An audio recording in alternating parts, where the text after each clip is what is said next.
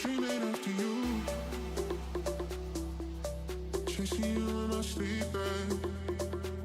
You know it's early afternoon, but it's the only way that I'll finally see your face. 'Cause I've been thinking about the days when you were mine. No set of rules, and I've been dreaming that's the way of passing time with me and you. Don't wake me up, wake me up.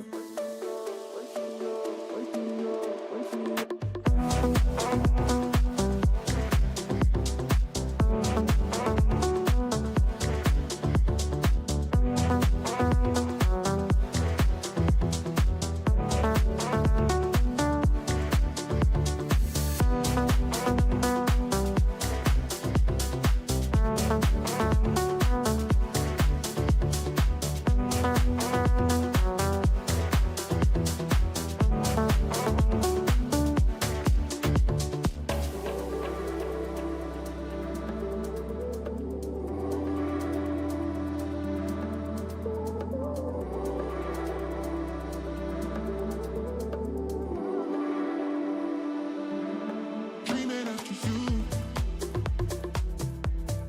loving you is my problem. I'm singing to your tune, hoping that you can follow the sound waves. 'Cause I'm already pouring my heart and soul into your vision well. And I would never go the lengths that I've gone for you, for anyone else. Wake me up, wake me up.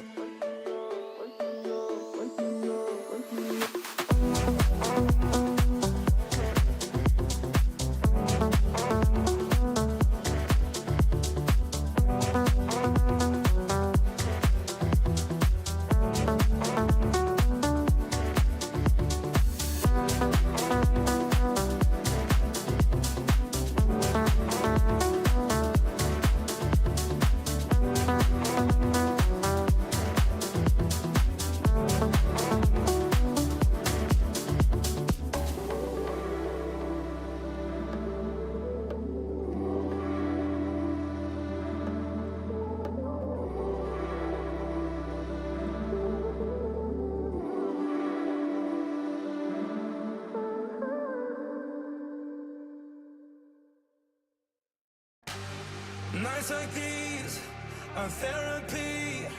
I feel my sorrows fading, fading away. I close my eyes to see the light that's shining deep inside me. I just can't sleep, get lost in these moments. Can't press repeat, gotta freeze it and hold it. I'm in too deep, as deep as the ocean. No, I just can't sleep, 'cause I'm lost in these moments. Na na na na na na na na na. Lost in these moments. Na na na na na na. Lost in these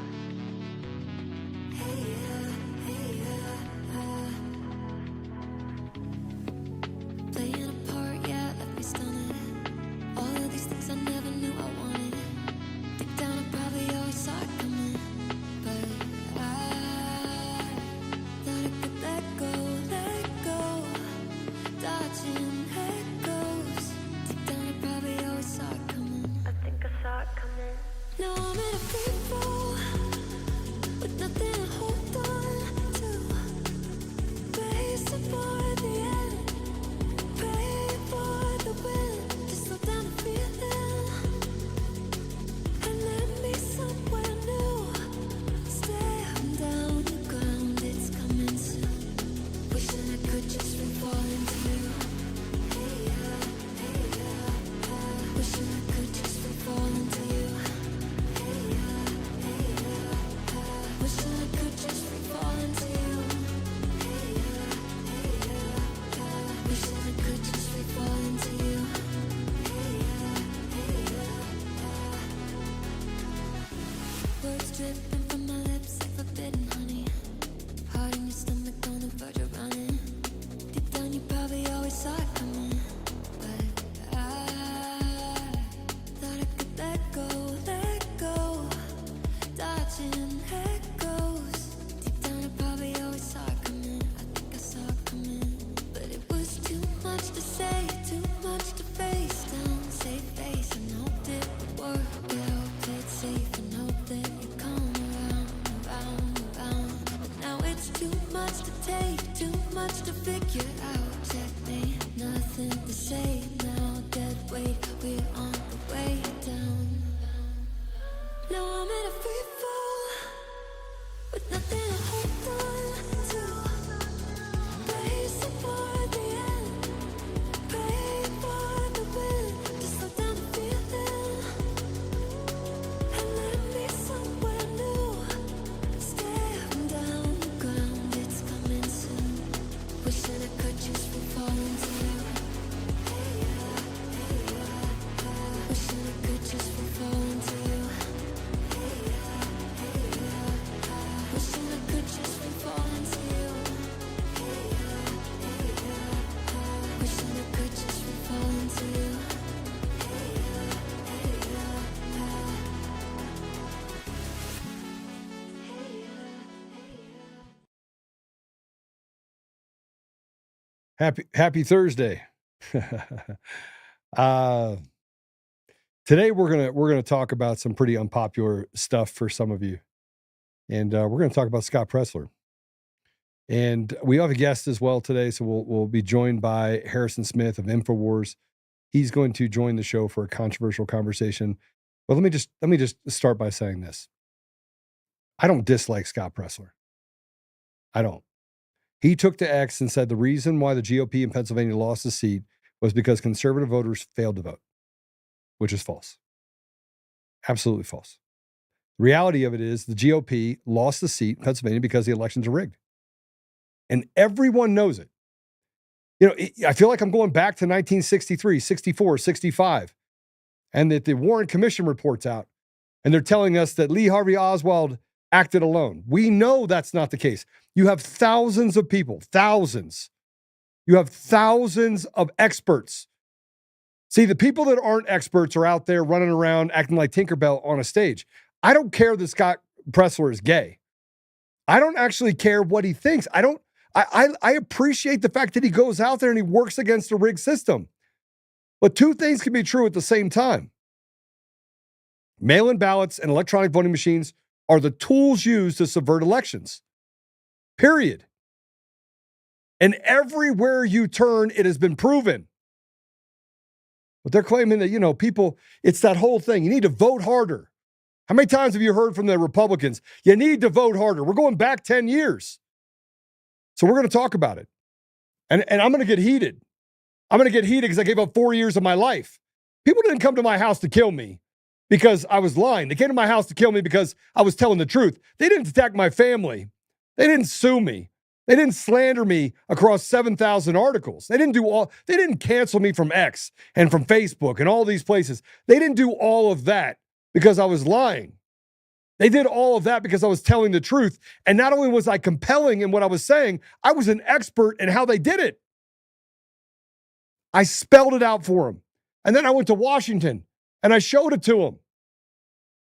And they spent the next 4 years making my life hell. And you have Scott Presler that comes out that says, it's not the machines at all. Show me the evidence. Same thing that the radical left does. Show me the evidence.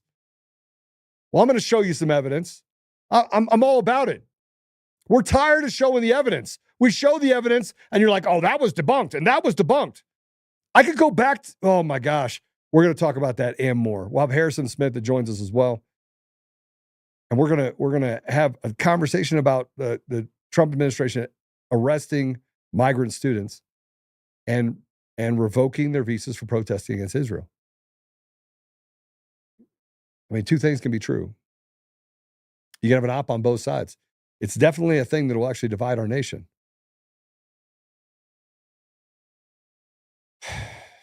But we are going to talk about something that I think we have to discuss. And that is, why are so many of our congresspeople holders of dual citizenship? And I don't care about the fact that they're Jewish. I mean, part of my family's Jewish. But we have to have the conversation because you can't serve two masters. All this and more today on Untamed. Untamed is going to be untamed. It's going to be a little crazy. I want to talk to my people. I want to talk to my brothers and sisters. We can have grace and humility in how we interact with other people. Oh, hot dog, look at you. And nobody talked about what's really happening. And let's have conversations about what truth is.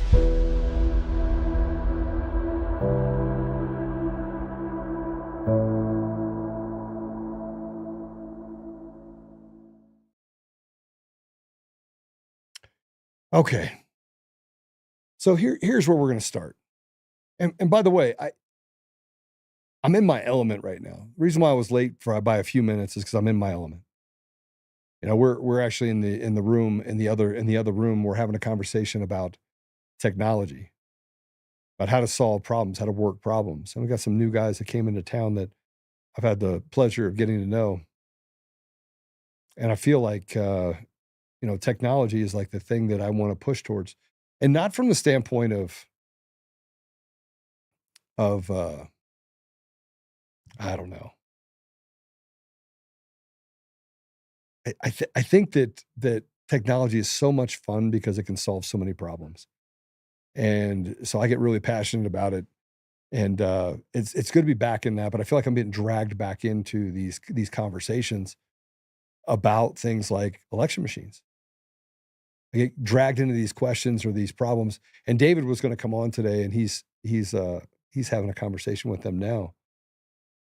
And good guys. But I get dragged back in because these people they're lying, and they know they're lying. In Maricopa County, you could actually go to Grok and ask it the question. You can, and I did yesterday. I went to Grok and I was like, Maricopa County put out a report. Doug Logan put out a report. And in that report, he called into question all of the things that happen in Maricopa County that point to fraud. Now, I have the benefit of having to interview Doug Logan on my show. First one to interview him. And in that interview, he said the reason why I didn't allow the first draft to go through and publish it is because it would have caused a constitutional crisis. And I'm thinking to myself, what are we in right now? And the same thing can be said for Scott Presler and some of the stuff that Scott Presler does himself. And it's one of the issues that I have with everything that we face is that we allow news media personalities to become the experts. There is no evidence of election fraud, and then you ask them like, hey, so what do you do for a living? Well, I'm a lawyer. Or you ask them and they say, well, I'm an activist. Oh, you're an activist. Do you understand computer infrastructure? No. Are you a coder? No. How about databases? Do you work on that? No. And you could ask the question time and time again to any one of the congressmen that went in there and said misinformation, disinformation. We did in Colorado to the Matt Crane guy. Like, what do you do? Do you understand the system structure? No. His wife worked for Dominion for 19 years. He left that out when he ran and headed up the County Clerks Association for the state of Colorado. You have Scott Presler, who has zero knowledge, who has gaslit people around the country. And I've met Scott. He seems like a really nice guy, very passionate about what he does, flamboyant, sometimes so much so that it flies in the face of what you're trying to accomplish, trying to be a showman And maybe that showman stuff works when you're actually going door to door and you're trying to say, be enthusiastic about getting people to vote.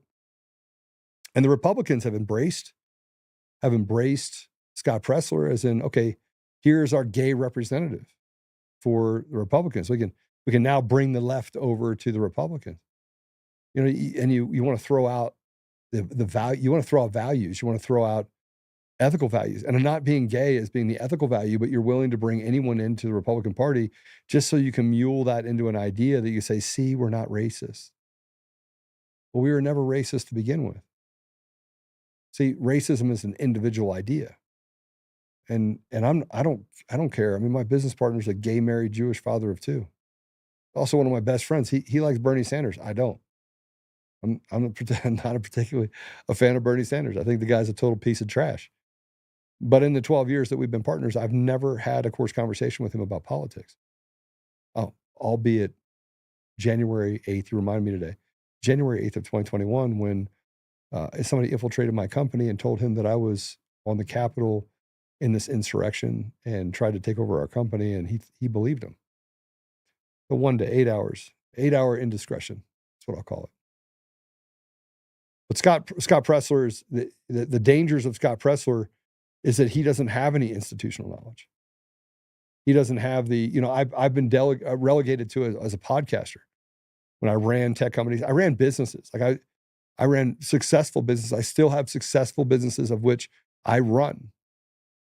And I have other businesses that people would rely on me to help them. And I help those businesses as well. I've been able to, I think, be a really big beacon inside of my community. And that's not a pat myself on the back. That is recognition of the fact that I've been given gifts and I've used those gifts wisely.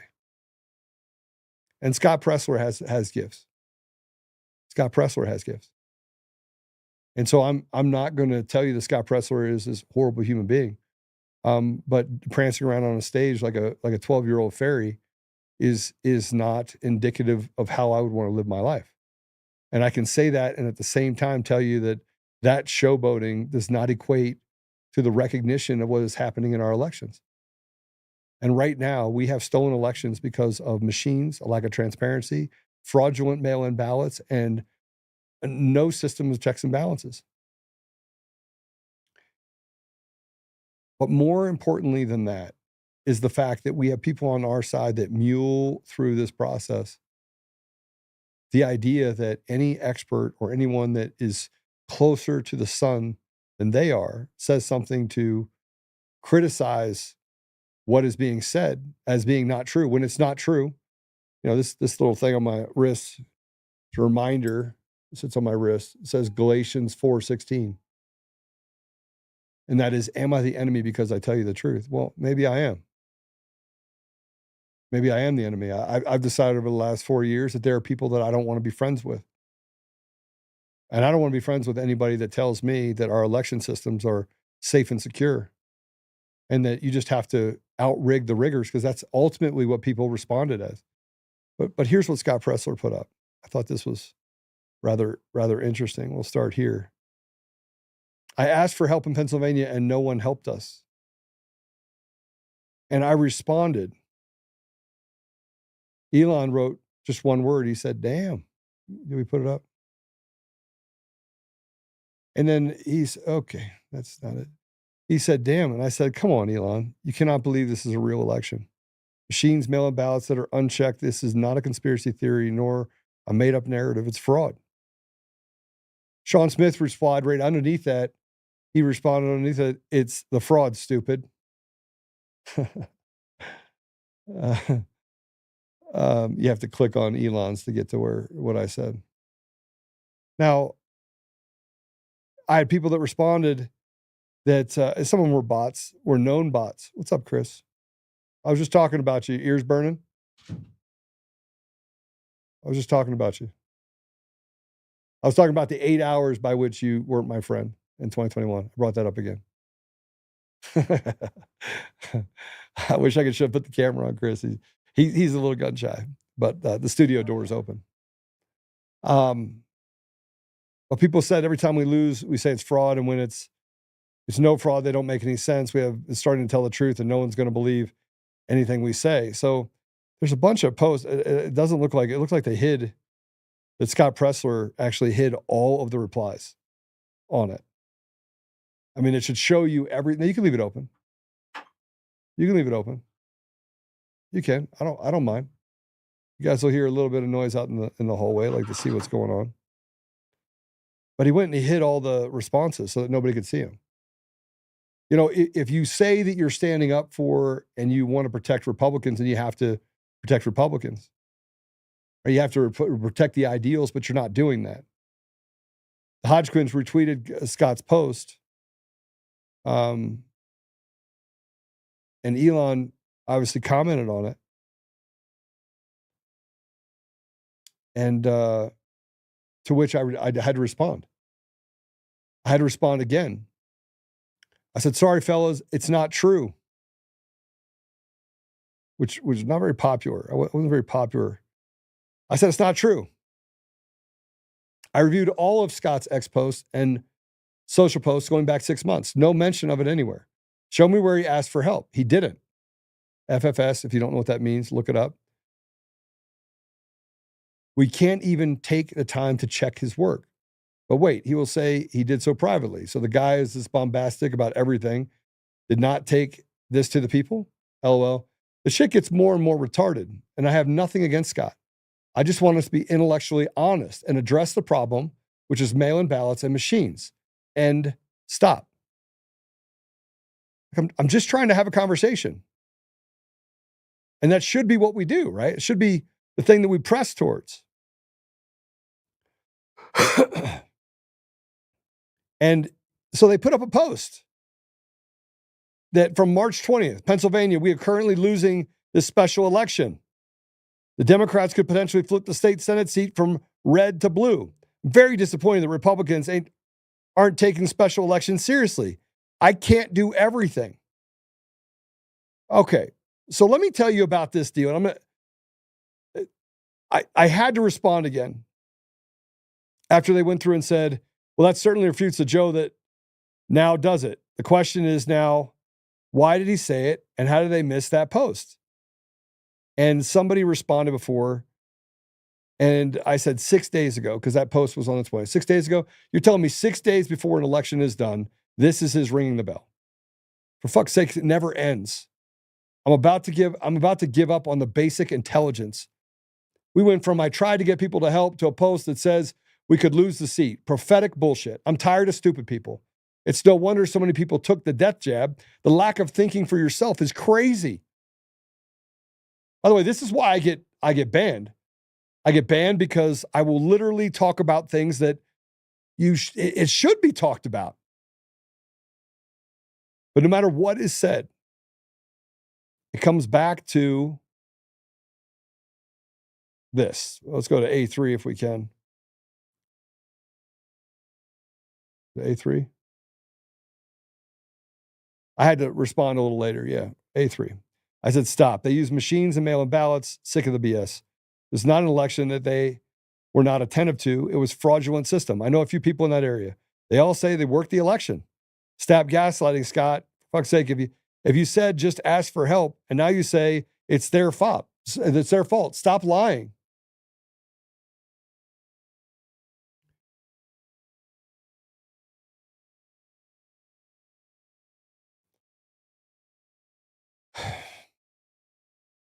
It's not the Republicans' fault, like Scott claims. It's not. It's the machines and the mail-in ballot. Why is everyone walking away from it because President Trump won? President Trump just 2 days ago signed an executive order. You have everybody out there. Everybody at the same time comes out and says, yeah, go President Trump. It's good to have this much support. I mean, it's at an all-time high. That the country's on the right track right after it hasn't been this high in sentiment towards a president since 2004. Check me on that. 41%. It's on the right track. Hasn't been that high. And we lose a special election in a deep red environment.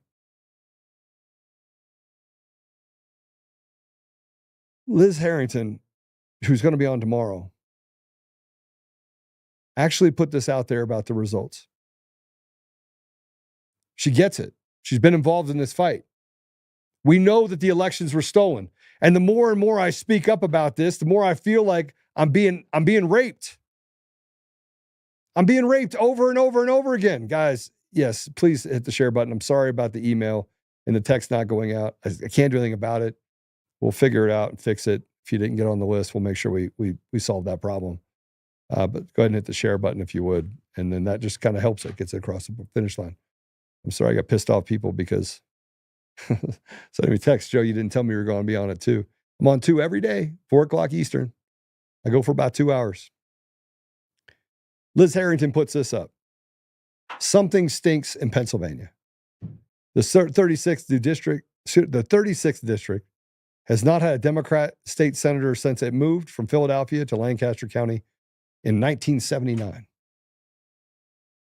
Lancaster County went from plus 16 for Trump just 4 months ago, and yet we're supposed to believe Republicans put the Democrat candidate over the top with mail-in votes. There were more mail-in votes for the Democrat candidate than Democrat voters who requested them. Let me just show you this little thing real quick. Put up the thing so we can show it. Okay. Democrats. Okay. You had 8,536 that were sent. You had 7,124 that were returned. The results were 8,869 for the Democrat, which means of all the ones that are returned, they all voted for the Democrat, and the Republicans defected by 1,800 and went over from Republican to Democrat. You see what happened here? And the bad part is that if you look at the Assembly, the Assembly 36th District, here's the numbers. You ready? James Andrew Malone gets 50% of the vote. John Parsons gets 49.11%. Libertarian Party gets 0.89%. He loses by about 480? 460 votes? 480 votes. Let me do the math for you on a PID function. It's really simple. Here's what you would do. You start out, I promise it's going to look the same. Oh, that's right, because now in Pennsylvania, you can't get access to the cast vote records. Dead heat, 50%. Another narrative of, oh, we're just a split nation. In a place that has not had a Democrat since 1979. Scott Presler, kiss my ass. You want to sit here and say that the Republicans, you didn't vote hard enough. That's always the simpleton's view. And every election ends the same way, with machines and mail-in ballots that cannot be validated that say we're going to put a Democrat into a state seat 49 or 50 years later. That actually happened. 50 years later, in a plus 16, even if people didn't vote in certain numbers, you're telling me that you have a defection of 1,800 Republicans that voted for a Democrat. And even if you want to say, well, they got a Republican ballot or a Democrat ballot or independent, not true.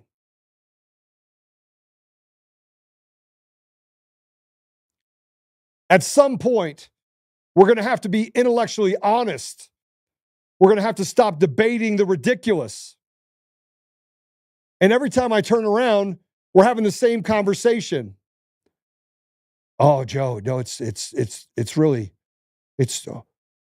you got to understand it. You got to understand what's happening here, right? I mean, people are just, they don't want to support Trump. How? Most popular president by every poll. And yeah, I don't believe polls either. a plus 16. And they have more ballots that were requested returned for Democrats. And he better not concede. And President Trump should get in the bottom of it. And he should send in the National Guard for that election. Oh, but it's a state election.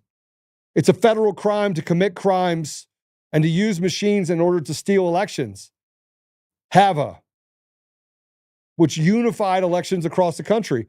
But he's probably got some people in there like, it's a state's issue. You can't get involved in it. States are being held hostage by Republicans and Democrats who 100% want to maintain control and want to steal the voice of the people. You're just all slaves. Dave Clements put this tweet out. Scott Presler claims there's no election fraud in a plus 15 Republican district that suddenly elected first Democrat ever in the middle of a time when Trump was the highest approval rating in his political career. He advocates for processes that facilitate fraud. Early voting is shit. Mail-in ballots are shit. He sees no problem with rigged machines and rigged software. These are the deep state talking points that favor the uniparty. Wake up, people. These are facts. Why is Con Inc. pointing the finger at the GOP when they should be pointing the fingers at the root of the issue? Mail-in ballots and electronic voting machines, which causes election fraud. I'm not going to sit here and tell you that we have a free and fair country when we don't.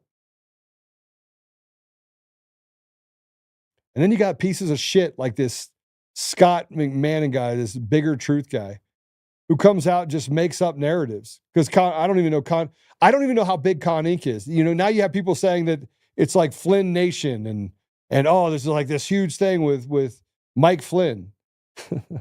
and I'm like, all right, well, like, he's a part of the Flynn clan. What clan? Does somebody want to send me the note? Send it to me. You got Captain Stupid everywhere, all over X. You got people that come out and talk shit about everyone else, and they didn't do a damn thing in the last 4 years. And then they just gaslight all the work that's been done by experts. Forget me. Throw me in the toilet. Call me a retard. I don't care. You got John Eastman that's a top constitutional attorney. He was never called conservative, liberal, anything. He literally one of the top attorneys in the nation, a revered man, slandered this bard. There's so many more. You have Mayor Giuliani, got to clean up the city, $160 million judgment against him, and he never even got to have a trial. Over a technicality, a judge said $148 million, whatever it is, $150 million, and stole the guy's entire life work, stole it in the snap of a finger by a shit judiciary that we don't even talk about. We saw what they did to Trump, and they're doing it again to Trump. And do we only care about what they do to Trump? Well, let's care about what they're doing to the American people, and the fact that we have judges in Colorado that an appeals court, the Colorado Supreme Court, upheld kicking President Trump off the ballot. The Colorado Supreme Court. And it went to the U.S. Supreme Court, and they lost 9-0. It wasn't even a thing. And yeah, I'm pissed. I'm pissed because we ignore. I mean, you probably one of the best documentaries I've ever seen, Let My People Go. Probably one of the best. And I remember when Dominion was out there suing everybody, they said, you preserve all your data. And I was like, you can piss off. I'll preserve everything. You got Eric Coomer, who's suing everyone for letting me speak. That's not slander. That's not slander at all. I was on the call. Eric Coomer goes, I wasn't on the call. Oh, and that wasn't my social post. And I don't know what you're talking about. This is the type of madness, nonsense that we have in this country, where they can gaslight and continue to lie, come to your house, do whatever they want to you. Scott Presler is propping that up. Now, what if I told you Scott Presler's dad, happens to work for the same DOD organization, lives in the same place as dad.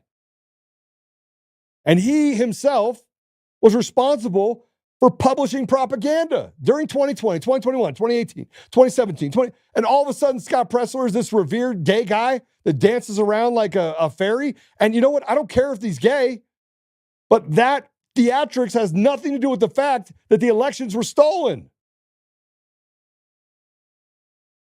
Reminds me of what they did to Alex Jones. Same thing. $1 billion verdict. You have this thing called the First Amendment. We just throw that out the window.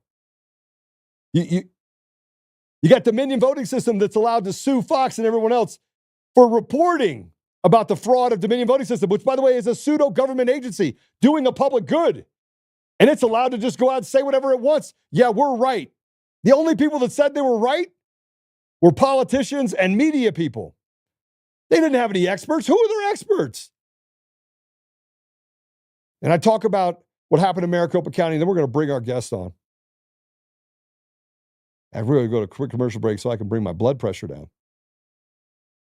Maricopa County, Doug Logan put out a report, Maricopa County. And do you know what they use? If you go to Grok or anyone else, you know what they use? They said, oh, it was debunked. He did the audit. That was done. And then the state Senate put out a different report that said, oh, they misunderstood. And do you know where the state Senate got their information? Freaking Dominion. Their expert was, it's like going to the murderer and say, hey, do me a favor. I know you murdered someone. Can you tell me how you didn't murder someone? You talk about the Mesa reports of what they did to Tina Peters. Same thing. Dan Rubenstein goes to Dominion and says, help me explain this. I listened to the interviews of the investigators at the state of Colorado's, and they're calling people up and saying, hey, tell me how to debunk all the information in the Mesa County reports. And I'm listening to this stuff and going, how did this not get into trial for Tina Peters? And how about the Antrim report? It came out in December, late December. And it said that the Dominion machines were actually designed to defraud the American people. And they're like, oh, you don't understand the glorified calculator that we have called Dominion. And somewhere along the line, we get to gaslight you and tell you it's bullshit. Tell me how. Or how about what happened in Georgia or Pennsylvania with the guy driving ballots down from New York? Or we talk about Michigan. Or how about Wisconsin, where the USB drive disappears. And then when they plug it in, magically the Democrats win. And they couldn't find it. Or the broken pipe. Or what happened in Virginia to Leon Benjamin. Man, I tell you what, we have forgotten more about the fraud and the evidence of fraud than these clowns have been able to just explain it away with misinformation, disinformation. Oh, you know what? You're a threat to democracy, threat to democracy, threat to democracy. You know what? Screw these people. They're all demons. And we got to stop negotiating with the devil itself and debating the ridiculous. Scott Presler, you're ridiculous. You're not even worth having a conversation about. And the people that support you, I'm going to tell you right now, you support Scott Presler, right? And you won't let me criticize what he's saying. Then you spit in the face of everyone, including President Trump. You're spitting in their face and saying, oh, you don't know what you're talking about. The gay fairy that dances around on stage, that goes out there and gets people to vote, that guy has more information than the thousands of people that are out there that are experts. You have reports written by lawyers, but the experts throw them out the window. And the county clerk throw her out the window. And the 1979, this whole deal with Democrats and Republicans, oh, you know what? We can explain it away by moving the cards on the table a little bit. You know what? Fuck that. I got to go to a commercial break. When I come back, we'll be joined by my guest. I'm sorry, I'm pissed. Because if you want to have a stage of debate, it has to be a stage of debate. Don't tell me I have to support Scott Presler when you're pissing on my leg and telling me it's raining. It's not raining. It's treason. We'll be right back.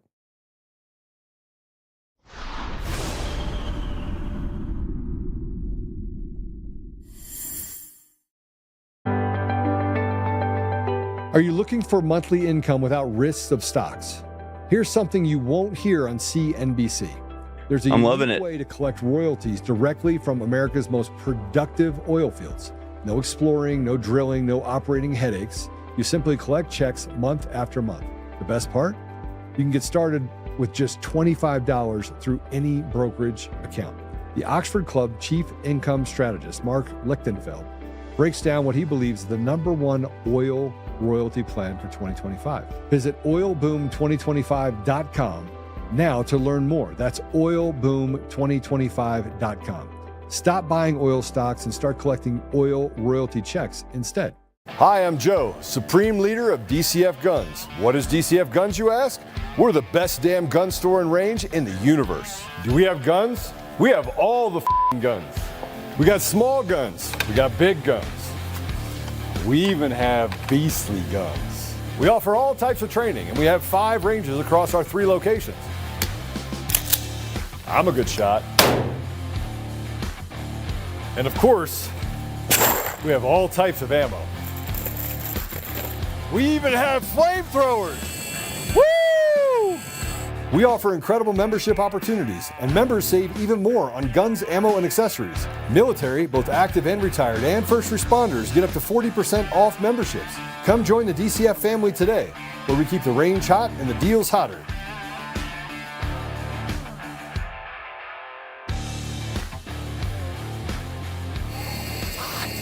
It's hot. In every thread, in every stitch, Honor-Bound USA weaves the fabric of the American spirit. It's not just apparel, it's a testament to God, family, and country. At Honor-Bound USA, we're a family of patriots who put our faith, family, and America first. When you visit our website, you'll find a line of products that embody our commitment to pray, stand, speak, and act. As the official site for the Untamed podcast, all of our products proclaim speaking the truth with courage. We also have the powerful documentary from Professor David Clements, Let My People Go. Identify yourself as one of the few who are willing to stand for what they believe in. Join the Honor-Bound USA family today.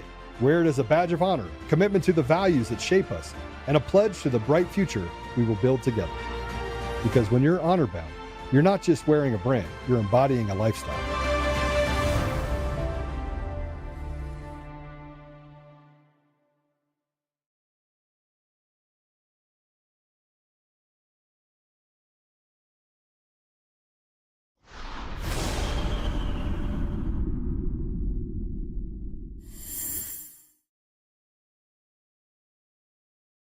Whew, okay, I was hot and I cussed. I want you guys to forgive me for it.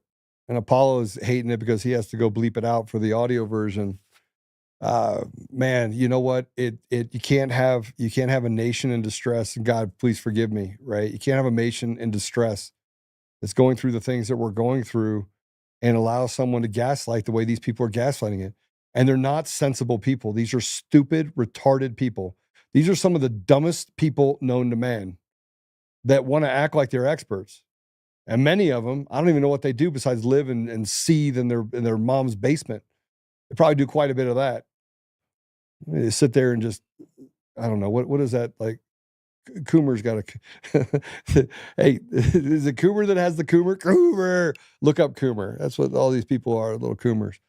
All right, so I'm going to bring our guest in. He's like the coolest guy ever.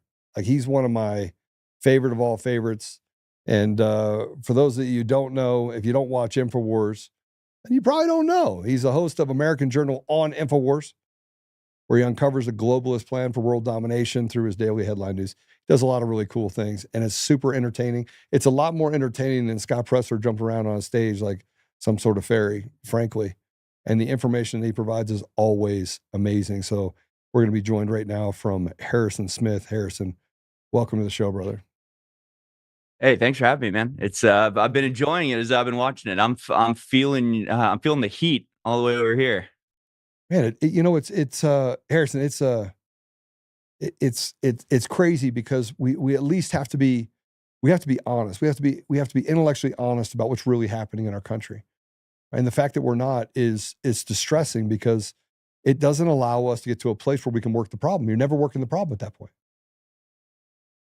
Yeah, and I was just saying the other day, people think at InfoWars we do like conspiracy theories, and so they've got this idea that we're like making stuff up or we have to like come up with stuff. But pretty much all I do is I read mainstream headlines and I apply basic logic, and you arrive at some pretty interesting places. I mean, you don't need to extrapolate or guess about things or speculate about things. You just follow logic, and what you end up with is horrifying. Is like this giant criminal conspiracy dominating everything. So all you need to do is see what the problem is and solve it, like you're saying. And it's maybe the most frustrating thing about doing this every day is given the same answers every day. New problems, new chaos arises, and it's just like, we could just enforce the law. We could just do very normal things and everything would be all right, but we seem incapable of doing that. So yeah, I'm right there with you. I envy you, man. I can't say the four-letter words on my broadcast, and it would make my job a hell of a lot easier if I could, because they're always running through my head. I gotta try to come up with. And I should be better. I should do better. I should be better, and not and it's a slight of my intelligence. So I should try to be a better steward of the time that I have and what I do. So I shouldn't use those words. I'm just so frustrated because of 4 years. Yeah, and so much is what has gotten us to this point is like the lawyers speak and the putting experts in charge who can run around a problem with words, using their rhetorical tricks just to disguise what the issue is. It's like sometimes what you need is some just plain talking, just some here's the problem with a little pizzazz, little four-letter word on the end to give it the oomph that it needs. I think we're missing some of that actually. Yeah, I look at the last 4 years and I think about the sacrifices that I made and the ones I'm going to be forced to make here in the future. I mean, I'm still in the middle of a bunch of stuff, and I don't have anybody riding in on a white horse to save me. I just have the Lord. I just have God. So I lean into my relationship with the Lord, and I know He doesn't want me saying that stuff either. And I know you guys have a don't cuss deal, so I probably should apply it to myself too. I try, man. I freaking try. Daggone it. I just get talking about people that are just lying to the American people, and it just angers me. All right. No, absolutely. I got to ask you. I feel you. That wasn't a criticism from me. I was just saying I envy you, because there are times where what happens to me is and it's not our rule. It's the radio. I'm on terrestrial radio, so I got to abide by the FCC, and so. But there's every once in a while I'm like, these gosh darn people are bad. You just resort back to 3-letter words because all you're thinking are 4-letter words. You just have to be like, this. I am frustrated right now, and I don't have any other way of expressing it. But my goodness, things are really bad right now. So it's you sort of revert back to like preschool language because it's so simple. Like what's going on and how bad it is. You don't need a complicated, convoluted. Maybe in the past you did. Maybe in the past it was like you had to identify these networks that were undercover. You had to like figure out who was doing what and like untangle it. But now that the conspiracy of evil is open and just attacking us, full frontal attack, there's not a lot to like figure out anymore. It's just like they have declared they're our enemy. Here's how they're attacking us. Let's attack back. I mean, you going through the legal system. Just talking about, bringing up Rudy Giuliani. People forget about that. His life was destroyed by these people. And it wasn't just him, remember, it was his lawyers. It's Trump's lawyers. So they're going after the lawyer, lawyering profession. Alex Jones's lawyer, Norm Pattis, had to fight for like 6 months to get his license back just because he, defended Alex Jones and wanted to take on a free speech case and actually believes in the foundational principles of this country. So, I mean, it is a full-fledged legal attack against anybody and everybody in the patriot sphere. So, it's incredibly frustrating, and it's not super complicated. It's actually very simple how they're doing it, which to me just increases the frustration because like how else can I explain this? How else can I put this to you? Because it's so obvious. I shouldn't even have to explain it. The fact I have to explain it's kind of sad. Whatever it is, immigration, censorship, like all this stuff. Because the one thing I appreciate about you, Harrison, is we can disagree about things, and it's okay. Like I can go back and I can have a perspective. You have a perspective. Like we can actually be grown men about it, have a conversation about it. And I may or may not change your idea. You may or may not change mine, but I'm not entrenched. You're not entrenched. Like you said before, you go through headlines, you come up with a logical reasoning behind it, and then you apply that reasoning to, how do you work the problem, right? And frankly, that's what InfoWars is about. I mean, whether we're talking about Troy or you or Alex or any of what's happening on InfoWars, it's the same deal. It's actually the only thing I have going on in the background when I'm not when I'm working in my office. I get to hear Yeah, you no, guys it's great. Like down I was just watching a clip from Alex's show today where it's sort of exactly what we're talking about. He's going, the sun controls the climate. It's just like obvious stuff that we're so far from. We're debating cow farts and hamburger meat, and it's like there's a giant ball of fire that dictates our climate. What are we talking about here? It's everything's so crazy. But but we find ourselves all the time not like, you're not allowed to have an opinion. If it's not their opinion, you're not allowed to have your opinion. And I'm okay. Like, I get in debates all the time. I mean, Harrison, all the time I get on debates with people and they're like, Joe, you're wrong. I'm like, okay, I'm wrong. Well, let me just tell you, two things can be true, and I'll go through, and I could have a constructive debate with a lot of people. I actually follow people based on that principle. Like, if somebody actually, I don't care if they have 4 followers or 10 followers, if they'll have a discourse with me and disagree with me and have a conversation with me, I'm all about it. I'll follow them, and because I want to engage with people that are part of a fraternity of free thinkers, regardless of what they think.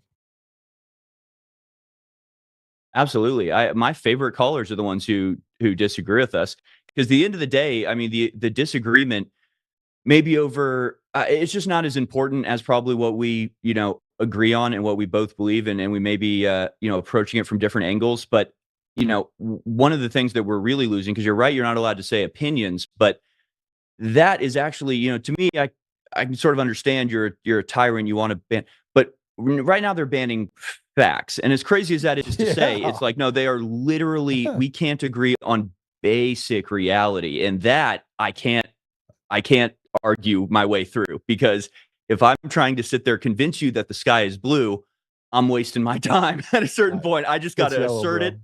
Like, I don't argue. I'll just tell you what's happening, and then you can disagree with me if you want. But like, I just, because if I don't know something, I'm not going to argue it. I think that's one of the things that's like, maybe I think that's one of my strengths, why I can like agree or, disagree with people, is if I don't know something, I'm not so conceited to think I can pretend to know it. I'm just going to go, well, I don't know anything about that. Why don't you tell me? Like, let me know. And there's a great Winston Churchill quote, I'd rather be right than consistent.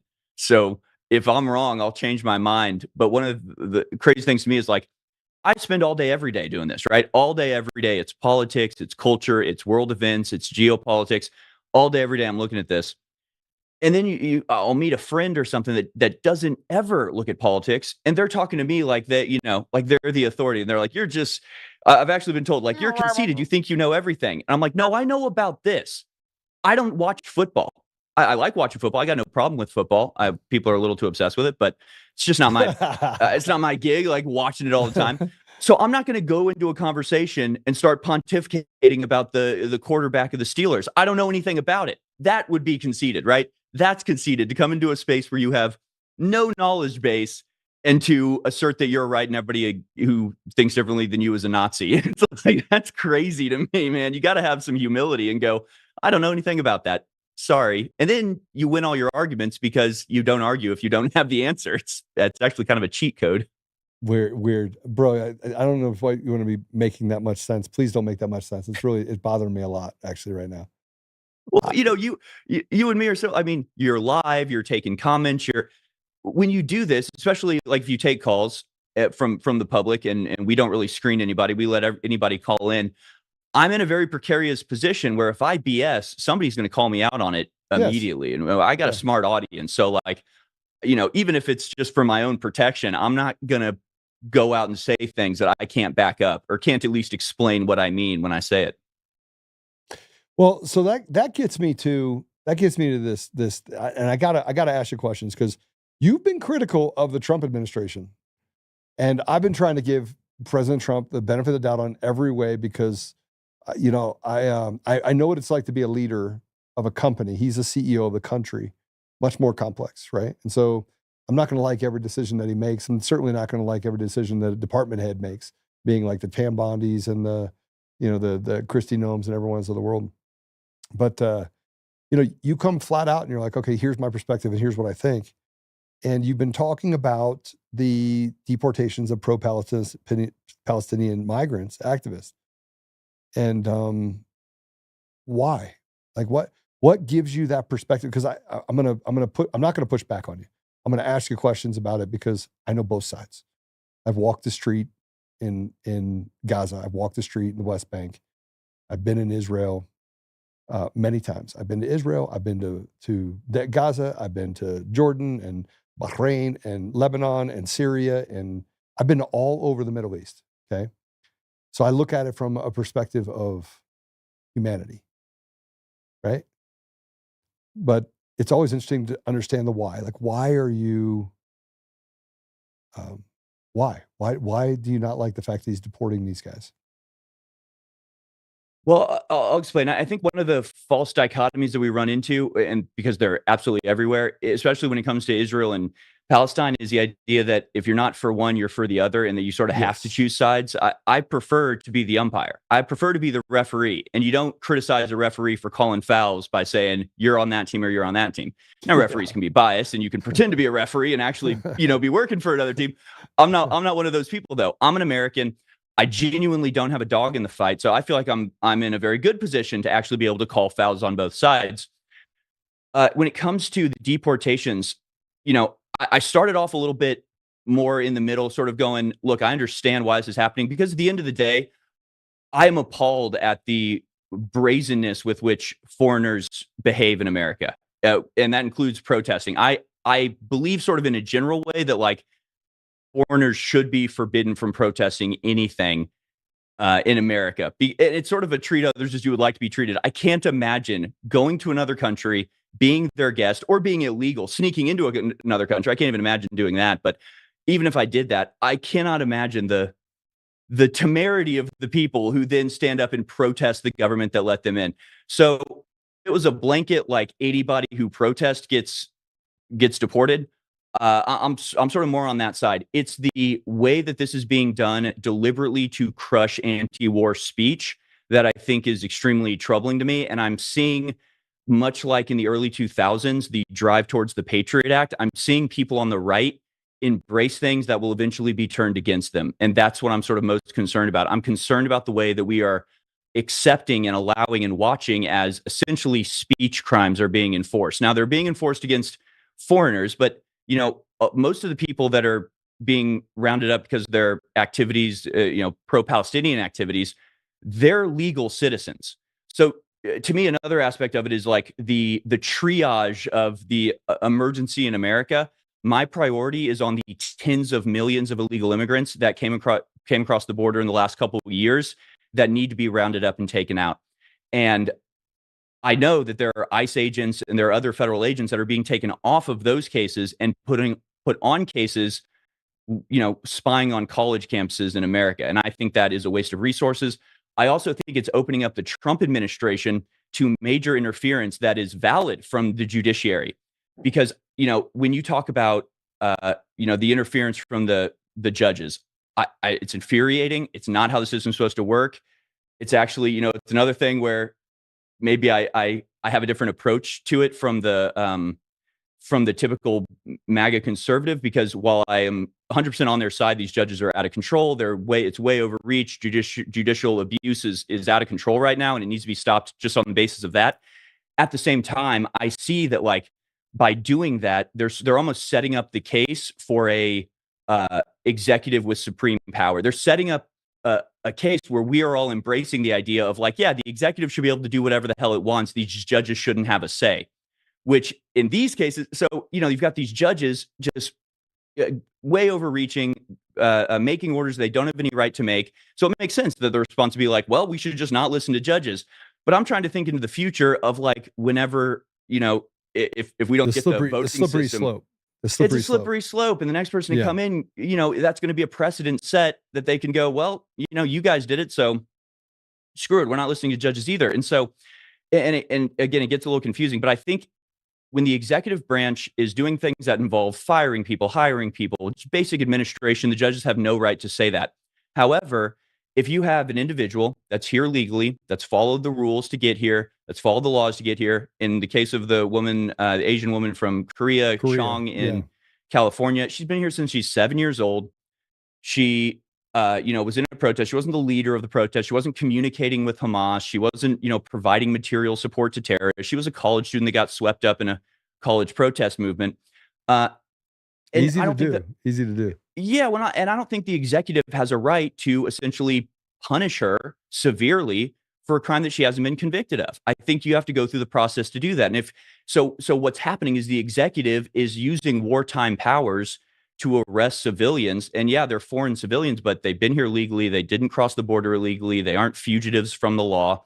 They're college students who are protesting. And in the case of the one that was arrested yesterday, I don't even know her name, Turkish student, PhD student at Tufts, I don't even think she was in a protest. I think she wrote an op-ed that was critical of Israel, and they're tracking her down like jackbooted thugs. They're catching her on the street and sending her away. They don't even know where she is, and she can't contact her lawyer. Like, that is extremely troubling to me, because it might start with the foreign exchange student, but they're really setting a dangerous precedent, and they are in effect they're enforcing speech law or thought crime law, which I'm extremely against. Now, just like they always do, they're going to do it to people first who people are going to go along with it. Just like they went after Alex Jones and kicked us off the internet because they'd so destroyed our reputation, they didn't think anybody would support us. They start out by doing this tyrannical stuff against people who they don't think anybody's going to stand up for. So they have the whole right wing going along with the idea that you can use wartime powers that are intended for battlefield deployment or foreign infiltration by enemy governments, and they're using that against lawful permanent residents in America. That is extremely disturbing to me, and I do think there has to be a delineation between the executive actions on the battlefield during wartime and the civilian population. Now, so that's sort of that's where I approach it from. I'm not sitting here going, free the Palestinians, Palestine must, we must destroy Israel. I don't really care about that. But what I do care about is the overreach of American law and the way in which it seems so much that Trump is doing has this sort of carve out for Israel. He gets rid of all the foreign aid, but not for Israel, right?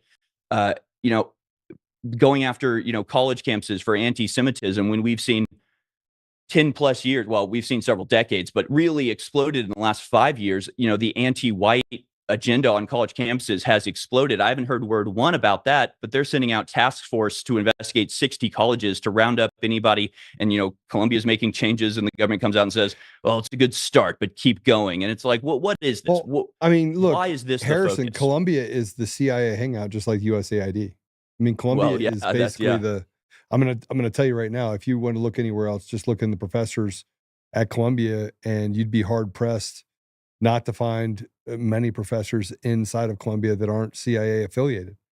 Like that entire school has been propped up as this Ivy League school. Many of them have, but that one in particular, and they've done some really bad things to people out of that university. I mean, they've done really bad things, right? Oh, things that I know about because I was overseas for quite some time. But I have to ask you the question related to Israel. Do you think we're doing too much for Israel? Do you think we're acting as a proxy for Israel and what we're doing to Palestinians specifically in these deals? Or, Marco Rubio had something to say, which I'm going to play it in a minute, is that we brought you here so you can get a quality education, not so you could protest. If you want to get a quality education, great. If you want to protest, we're going to take away your ability to get that education. I mean, doesn't he have a point in that, many of these people we've paid for, like Harrison, we've paid their education. They get free educations while white people in this country get treated like dirt, right? I mean, we get treated as if we're the ones out there creating racist policy when it's radical leftists that are doing it inside of inner cities specifically, that the school to prison pipeline exists. So, I mean, shouldn't we be able to take away their deal? Or is that another one of those things where we're, applying foreign policy interest to these protests here in the United States? I think absolutely we're doing too much for Israel. I think, like, if you look at most of the problems the Trump administration has come up against have been because of our support of Israel. I mean, what's the last 2 days been about? Scandal, or Signal Gate, right? And it's that, well, we wouldn't even be in that if we weren't bombing Yemen to open up the Red Sea, because they're bombing America. They're bombing ships of countries that are aligned with Israel. If we weren't supporting what I consider a genocide in Palestine, the ethnic cleansing and ethnic depopulation of that area of the world, then we wouldn't be in conflict with Yemen. We wouldn't have bombed them. There wouldn't be the signal. So it's like the deportations. I think if you want to deport criminal aliens, that's a very easy argument to make. I think he has full legitimacy and authority to do that. But if you're disappearing PhD students off the streets because of an op-ed they wrote, well, now you're going to have constitutional questions. Now you're going to have lawsuits. Now you're going to have, judges stepping in to stop it, and as they should. And you're going to give more legitimacy to the idea that our judges are saving America from this tyrant, Donald Trump. So it's like so much strategically that's going wrong with the Trump administration. I can trace back to our reliance and our interactions with Israel. And at the end of the day, if they came out and were deporting every student that participated in the George Floyd riots because they said you're anti-American, then we're going to oust you. But the way it's being set up now, you can be anti-American. In fact, you'll be expedited if you're anti-American, right? As you point out, I mean, these college campuses are cesspits of anti-American sentiment.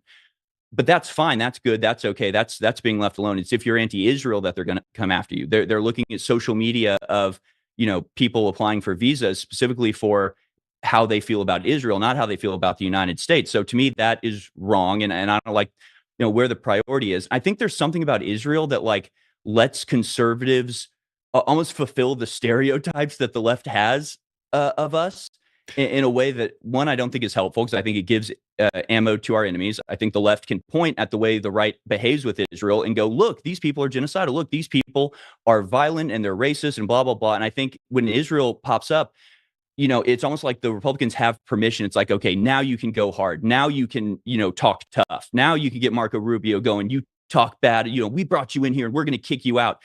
If you say, well, there's anti-Americans there, he goes, well, America has we have to have the First Amendment first and foremost and free speech. And or you get Republicans going, well, we do need workers, and there are a lot of, so we at least need temporary visas, and let's get rid of the illegals, but H-1B visas are good.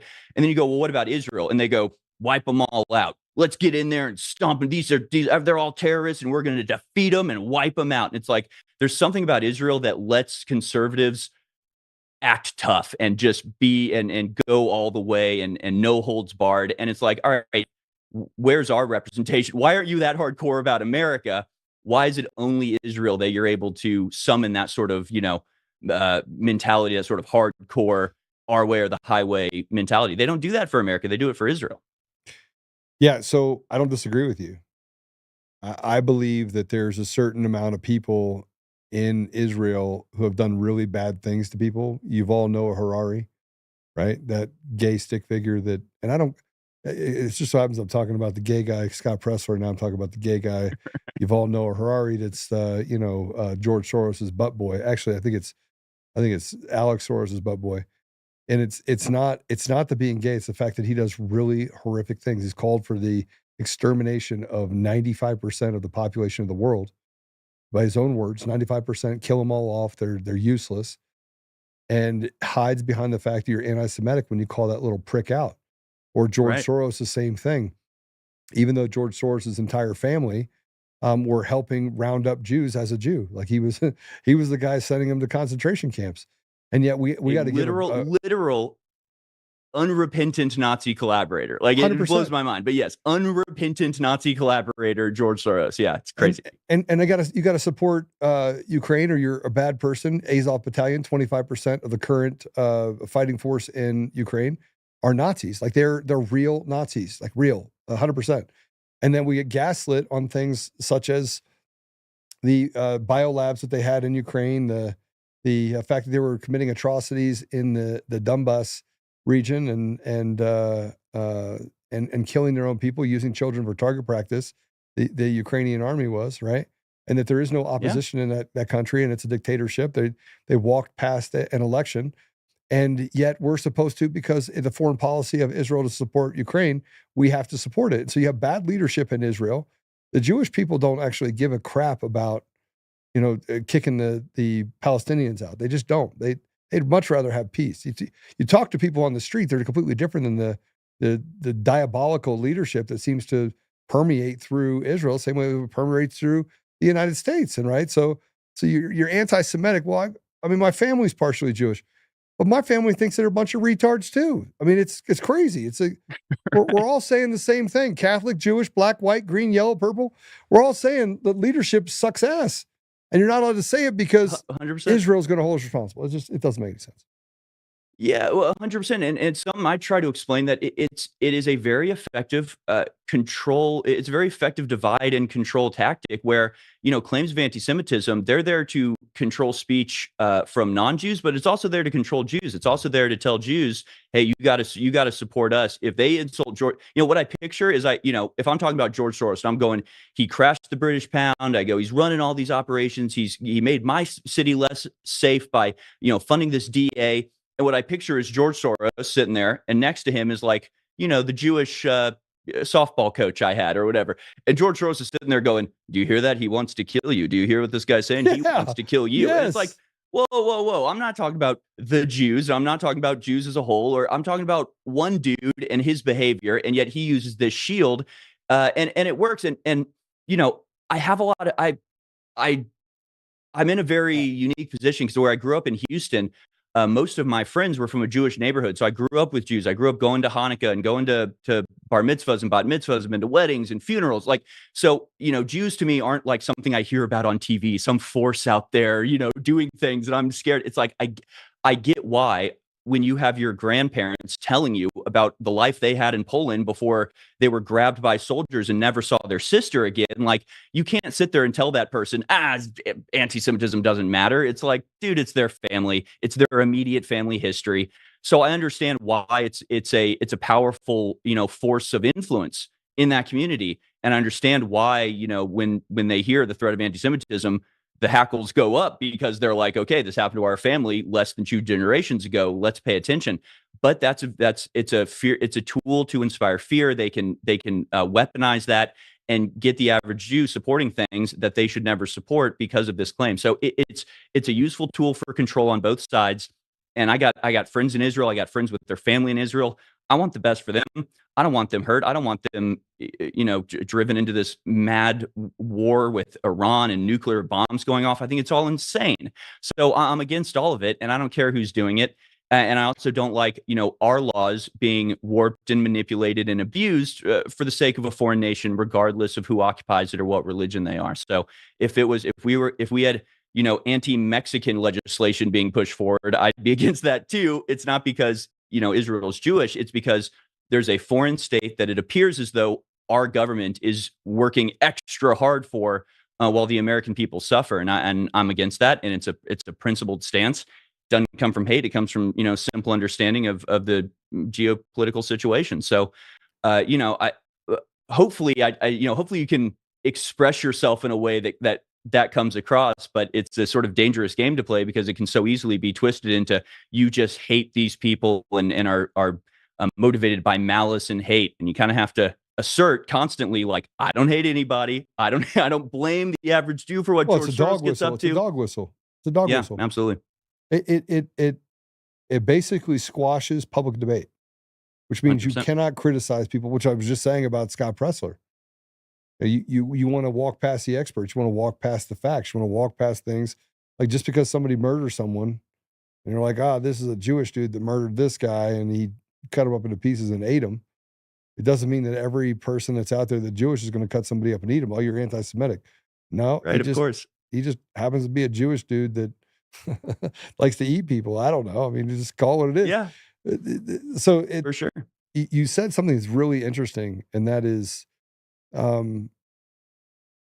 that anti-Israel sentiment is not some hatred-induced insanity. It's the only sensible reaction to the behavior sometimes.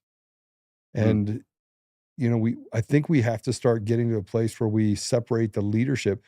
We have to be able to have public discourse on leadership decisions when you're talking about a lack of humanity. Like, talking about being a referee. Like, yeah, that was a hard foul. That person is gonna. You got to gotta get a penalty. I'm sorry. That was a foul, bro. Now you're playing for the other team. Yeah. I just called a foul on them too. What are you talking about? I'm not on anybody's side. I'm on the side of is it right is right and wrong is wrong. And we're basically being told that we have to debate the ridiculous and we have to give the wrong equal footing as if it's some sort of handicap. Yeah, well, and that in particular was about the way that it's often framed, and in particular was a tweet from RFK where he says after October 7th there was a rise in anti-Semitism, and when it's framed that way, that is insane. It would be insane if Israel got attacked and it was a sneak attack and it was brutal and it was horrific. And we all saw the videos. No one's denying that. To act like so Israel gets a sneak attack on them and then everybody hates Israel, that would be crazy. That would be insane. Who hates the person who gets attacked? But when you leave out the response, it seems insane. But when you include the response, it's maybe not insane anymore because we all have seen the videos of, for the last year, the relentless bombing campaigns against Gaza. And you can justify it or you can, qualify it or however you want. It's been horrific. And when you see just the images of the landscape of Gaza, it looks like hell. I mean, there's nothing left. There's nothing it's left. horrible. It's horrible. And the children and the women and the AI programs. That's the other thing, I worry about is, it seems like Gaza and Israel, it's like this testing ground for all of this horrifying technology. I did early on in the conflict following October 7th, I had a report that was basically Gaza is the world's first 15-minute city, right? It's enclosed. Nobody can go in or out. You have to have a passport. You have to have permission from the government to leave. They have these gates with automatic machine guns that are AI, that are scanning. And if they identify a threat, will fire on their own. They're running drones that are like flying around with guns on them. Killing. Imagine living your life that way. Imagine living your life that way. It's horrifying. A glitch happens and you got a 50 cal ripping your body to pieces. Yeah. So, it's like I see this stuff and I go, I wouldn't want to live under that. If I was in that situation, I think I would probably be fighting. I wouldn't target, innocent civilians. Obviously, there's stupidity abounds in that region. It's not. There's no monopoly on bad behavior by the Israelis. But when you see how Gaza has been for decades, I find it horrifying, and I find it not a world I would want to live in, and a world I'm increasingly moving towards. And so I gotta stand up for people living in that condition before I'm living in that condition. That's sort of how I feel about it. Yeah, and I don't think you're wrong. I have a strong support for the people of Israel that live under oppression, the same way that I have a strong support for the people of Palestinian people who live without a basic understanding or having the basic ability to, seek higher education. It's Harrison, I equate it to living in the inner city being poor, right? If you're Palestinian, getting an opportunity, that golden ticket where you can move on and have a higher education, it's nearly impossible. Right. There's a high probability that you will be born into a poverty-stricken, very controlled environment. You will die that way. Yep. If you go to the inner city and you look at the poorest of communities, which I'm from, you have a very small chance of having any sort of success. And typically that success is tied to sports, athletics, or somebody chose you as being, all right, this is a smart person. I'm gonna make it my poster child, and then they groom you into an environment. That's typically what happens. You either yes. So I look at Israel that way. I look at Israel the same way that I look at Democrat-controlled environments where they're genociding entire generations of minorities, because they are, right? And it's hard to have this conversation. When I'm having this conversation with you, and I don't have to agree with everything that you think, but the basic principle, the premise behind what you're talking about is, let us be thought leaders. Let us come to a conclusion that two things can be true at the same time. Israeli people should be able to live in peace. October 7th shouldn't have happened, and you shouldn't carpet bomb women and children. That's really I would hope that we could agree on that. But what you're saying is exactly right, because it's about having empathy for somebody, even if you can't actually understand it. Yeah. Still sort of going, okay, I'm not in your position. but I can put myself in that position. I love that you brought up the inner city thing. I have and this again, I'm so glad I grew up in Houston because I got friends that are Jews. I went to school. I was never a majority in the schools from elementary on. I mean, in high school, I was like the only white kid in any of my classes. So, I have these memories of like, I was walking up to my friend, black guy, and he was talking to another black guy, and they were having a conversation. It seemed sort of intense. So I sort of went up and sat next to him. And the one guy who's a little younger is going, dude, I gotta join, man. Everybody on my block is in it. I gotta join. My brother's in it. They're gonna beat my ass every day if I'm not in it. And of course, he's talking about a gang, right? So he's in this neighborhood where if he doesn't join the gang, which means he has to commit a crime to join the gang, which means he's then in for life because you kill a person to get in or you do some horrible crime to get in. So like, that's the blackmail they have on you. But if he doesn't, he's getting his ass kicked every day. He's going to get stabbed or shot or disowned by his own brother. So it's like, I'm not in that position, and thank God. But I have sympathy for him, and I can understand how, the criminal mindset can thrive in the inner city, because if you're a kid in ninth grade and you're being pressured by everybody on your block, you're either with us or you're against us, and we're not going to let you forget it. What do you got to join? You got to join the gang, and now you're a criminal, and now you're never going to get ahead in life. So, a lot of people who are sort of hardcore on the right, just screw it. They're all bad. We just need to get. It's like, I want to solve this problem. I don't want a kid growing up and having to deal with that. I don't want neighborhoods in the United States of America being run by criminal gangs. So how do we solve this holistically? Well, they are. How do now, we deal with actually. this? Sorry. They are now. I mean, with the black robes are definitely they're all henchmen for really bad people. I mean, our judiciary is rotted to the core. But it's interesting you say what you say, because I sold drugs at 16 by the pounds. I would I'd sell 5-pound bags of, I don't even know what it was, big pound bags of cocaine, and my job was to just drop it from one place to the other. I didn't want to sell on the street or anything. I just make it take no time and little risk. I was not a risk taker, but I was I was like a mouse. You didn't even know. I just came and went and made money and got out. So anyway, but the difference between me and most people is that I didn't get caught. Right. And so I look at, and this is where me and the right and the left, we're on different paths. Like I see things not as so black and white, and what you're talking about is black and white. You sit down next to a guy that's going to get, brought into a gang. That's kind of a big deal, right? That's a life decision moment for him. Yeah. And he's looking at it in the temporary pain, and your mind's got to be going, this is like a lifelong decision of,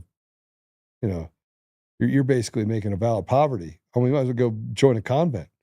Right. Because same thing's going to happen.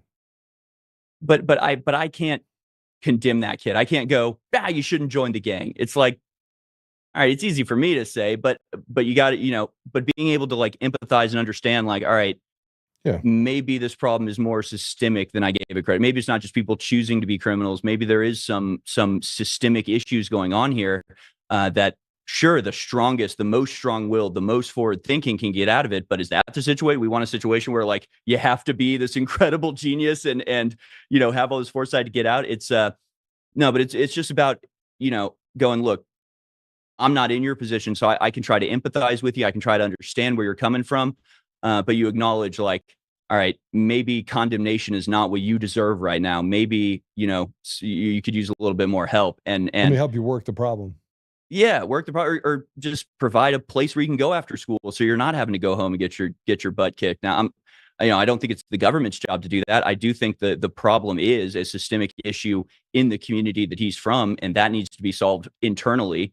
But at the end of the day, I'm not black and white on a lot of this stuff either, and I'm not either Palestine or Israel has to be destroyed. I'm a let's stop killing kids one way or the other type of guy. So it's complicated, and it's complicated, but it's not. I mean, just stop killing people, right? right. No, it's actually really, very simple. Sorry. It's really, I mean, it doesn't get much more complicated or much more simple than that. It's like, so you want to kill him, and you want to kill him, I tell you what. How about I give you both a mulligan, and neither one of you kill either one, and you both live. Yeah. How's that work? We got to. One of the issues I think is, and I don't know, I do tend to trust Trump, and I'm a big Trump supporter, and I think Trump is this lifeboat. He's this beachhead that we have, and it's like, so all my criticisms, by the way, of Trump and his administration are born out of just like impatience of just like, we got to get this done, guys. We got less than 2 years. In 2 years, they could rig the election, have the Senate and the Congress, and we're doing nothing but impeachment from then on out. And then they're going to get power, and then they're going to really be pissed. Like, you thought Joe Biden was bad. Wait till the Democrats seize control again. It's going to be devastating. So all my criticisms of Trump are just like, why are we focused on this and not this? Because this is killing us, and that's what we need to be. So I'm just sort of impatient. But, one of the things I think is I'm trying to figure out his plan for Gaza, and him saying, these families, they'll be able to have nice resorts and nice streets. And to him, that makes perfect sense. But I don't think he's empathizing with the people who are like, I don't want a nice life for my kids. I want my land back. I don't want a nice life for my kids. I want to die as a martyr for my religion. It's like you're sort of dealing with people in a way that doesn't really comport with their mindset and their worldview and their lived experience. So, it's like you're dealing with people that they don't want a nice resort where they live. They don't want to be under the Israeli yoke anymore, and they've been fighting a fight for generation upon generation in this regard, and they're not scared of death, and they're not scared of living in poverty or misery.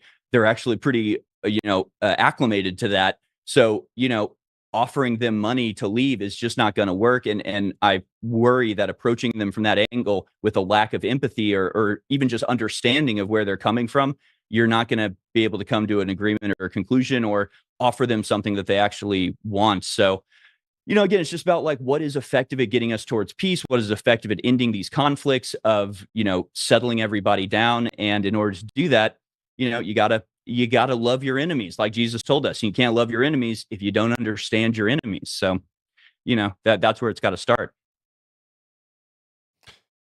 All right. So let me ask you another question. You brought something up today. I want to play this from your podcast today. And you were talking, there's a Colorado rep, because I want to get past I think we agree.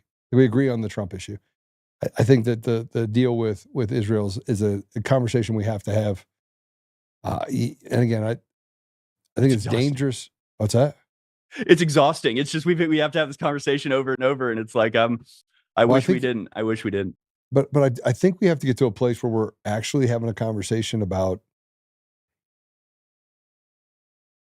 like, what does progress look like? Like, what is, and I don't mean progress mean progressive. What does progress look like in opportunity for children? And I believe we're heading into a massive drought for opportunity for young people to become millionaires and do great things. I think AI is going to quelch most of the thirst of opportunity for young people if we're not careful. And then you throw in the complexities of what's happening with, men not being men and women not being women and everything being a role-playing game. I think we're in a bad place. And then you have the left that's trying to kill off babies, which is, to me, is absolutely crazy that we even negotiate the ridiculous. But there's so much that we deal with every day where there is a very simple solution. Yep. There just is. But when we talk about this was, I want to play this. This is just a minute of what you put up. Let's go ahead and play this real quick. This is Harrison talking about this. Abortion is much less expensive than children. Let's go ahead and play it. Secretary Robert F. Kennedy Jr. said this yesterday: instead of inspiring universal condemnation, the October 7 Holocaust, it was a Holocaust now, triggered a global wave of anti-Semitism. And it's like, you're not missing anything? Did anything else happen? Is there anything you might be missing out in this timeline? That's not it, guys. So as is being presented by RFK Jr. That's the other clip. That's the other clip. I didn't know if I should say anything. That was reiterating what we were talking about. Yeah, we're reiterating what we were talking about before. And by the way, good points in there. Quite a bit of points. Can I now play the one about the rep from Colorado? Sorry, Harrison. I was like, wait, hold on a second. What is happening? I was listening and I was like, this isn't okay. All right, let's go and play. We ran past that. That savings comes from the averted births that will not occur because abortions happened instead. So a birth is more expensive than an abortion. So the savings comes in Medicaid births that will not occur. This bill will actually decrease costs for our healthcare policy and financing department, our Medicaid expenditures in both this year and out years, as the savings from averted births outweigh the cost of covering reproductive health care for all Coloradans.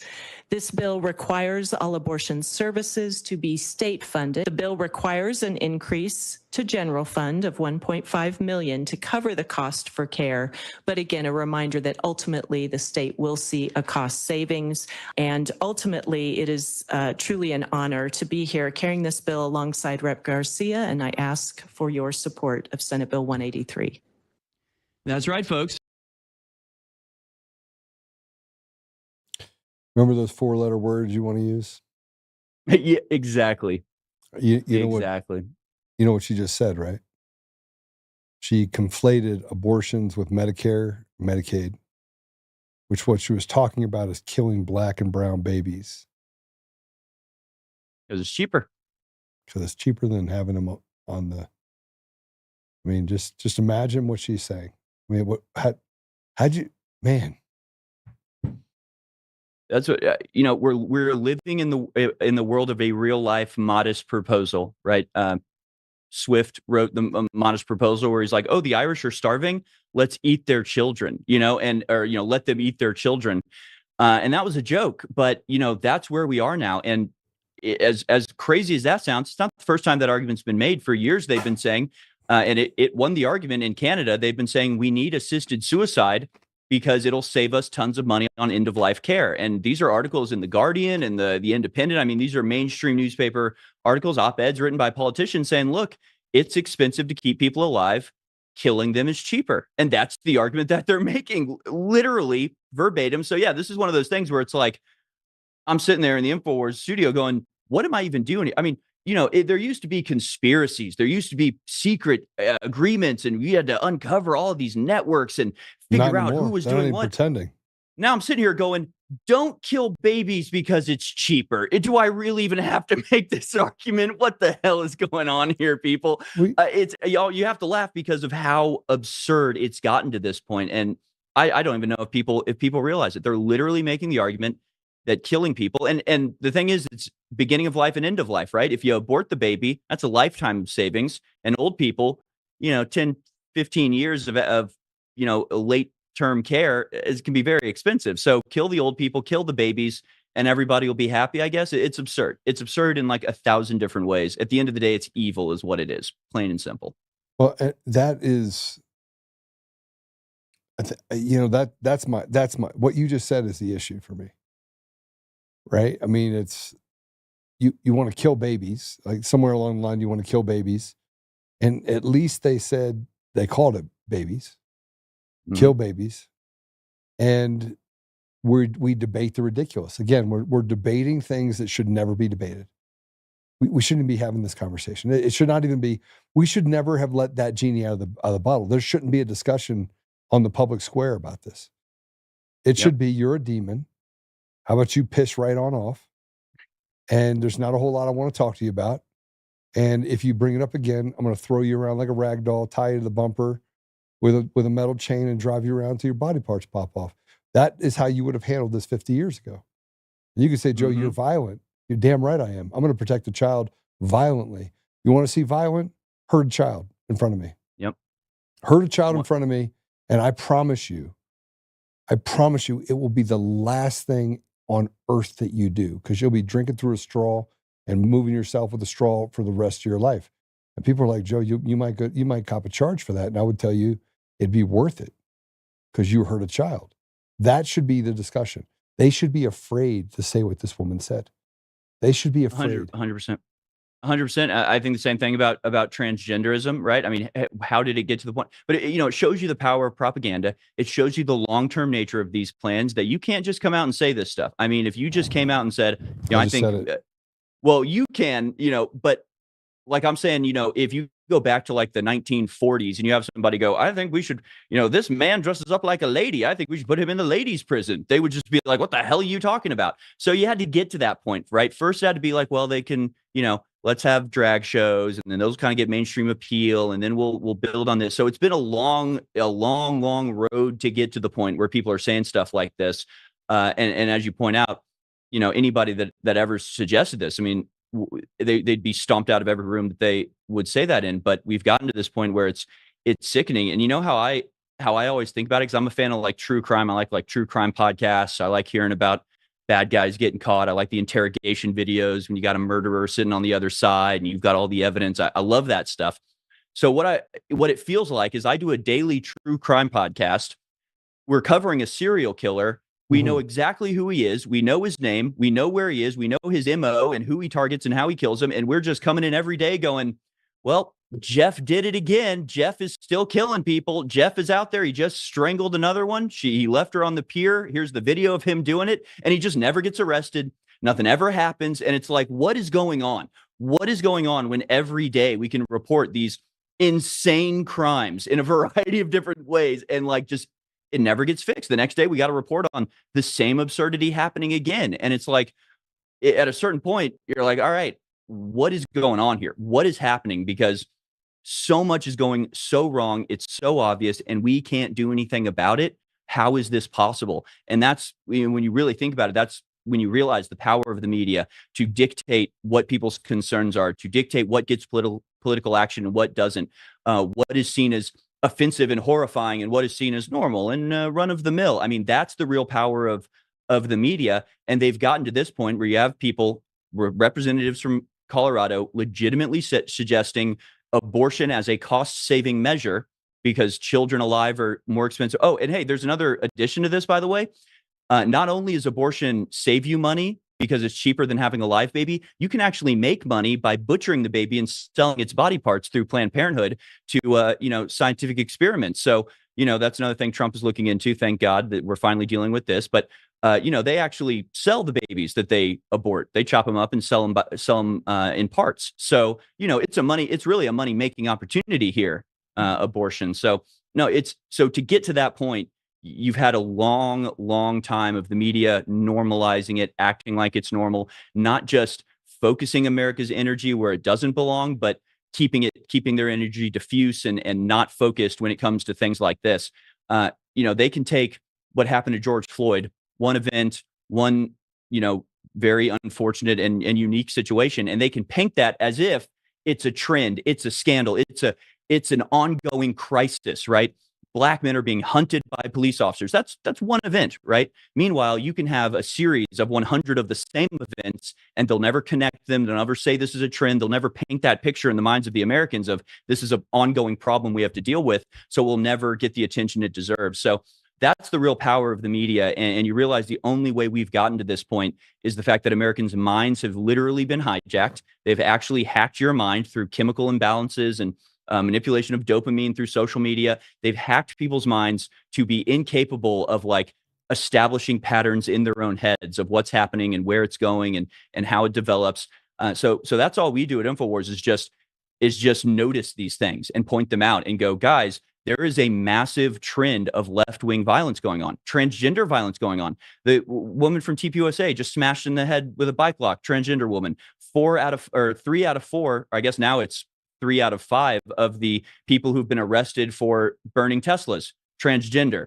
Like half of the major school shootings in the last 2 years, transgender. All on psychotropic drugs. All on psychotropic every drugs. one of them. So when the media reports this, they downplay the transgender aspect, they downplay the pharmaceutical aspect, they don't connect them, they treat it, they'll report it, they do have to report it, they have to tell the truth or else they get caught, so they'll report it, and they'll report it as, oh, and another tragedy, another shooting, anyway, moving on. They don't connect it for people, and so people seem incapable of connecting it for themselves. We just try to connect the things that the mainstream media is not spoon-feeding to the people of the United States, and when you do that, you uncover a lot of very dangerous trends going on that most people are totally ignorant of. Yes. And at the same time as what you're saying, we have been apathetic to it. We have been quiet. we have been, you know, you say Alex Jones gets canceled, right? He got back. I was canceled too. I've been canceled now on every platform. It's fine.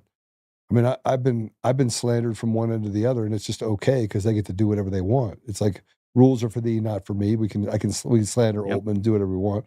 The fact that I just said that I wanted body parts to fly off people that want to hurt children is going to be offensive to somebody, right? Reality of it is that I would follow through with that. I would hurt somebody if they hurt a child, right? In my presence.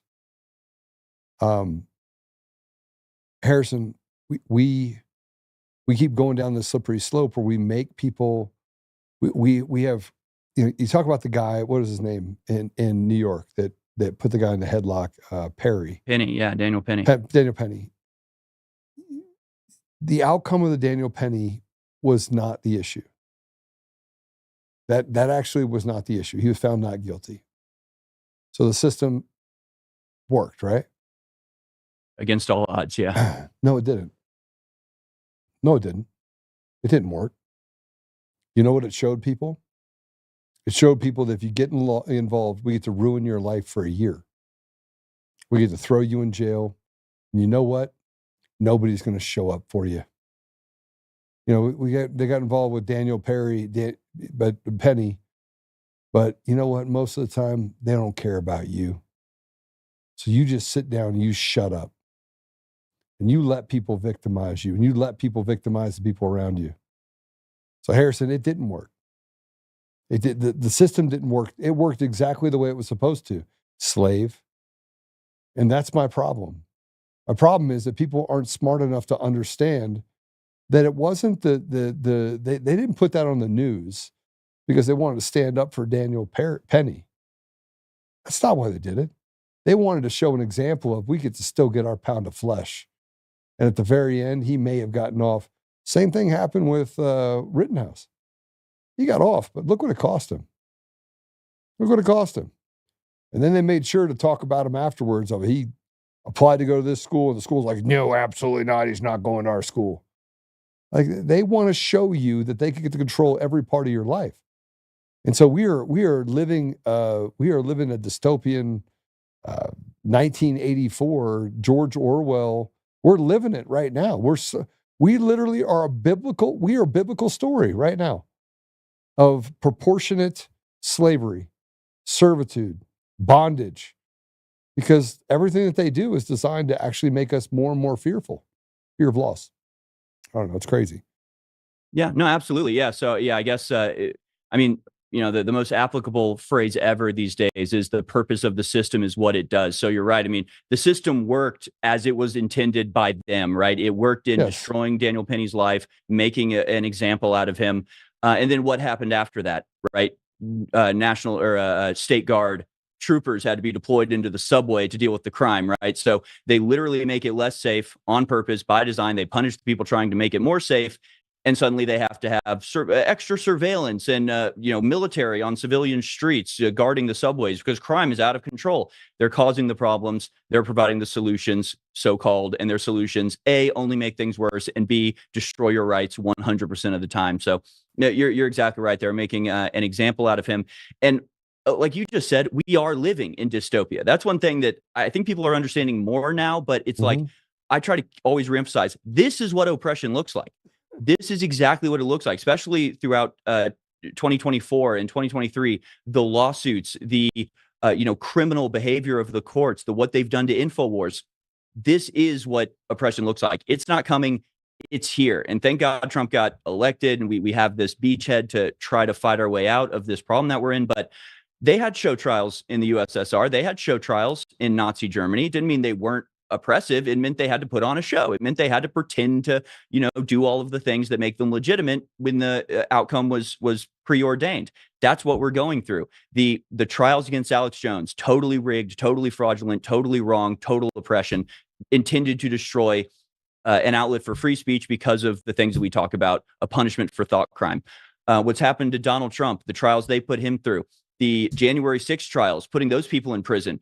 And people, they say, well, hey, they got it. They got a trial, didn't they? Didn't they get a trial and weren't they convicted? Therefore, it's right. It's like, you don't think people in the gulag in 1919 in Russia didn't also have a trial? There was a trial. They went through the whole song and dance. It just was still tyranny. It was a rigged trial. It was fake.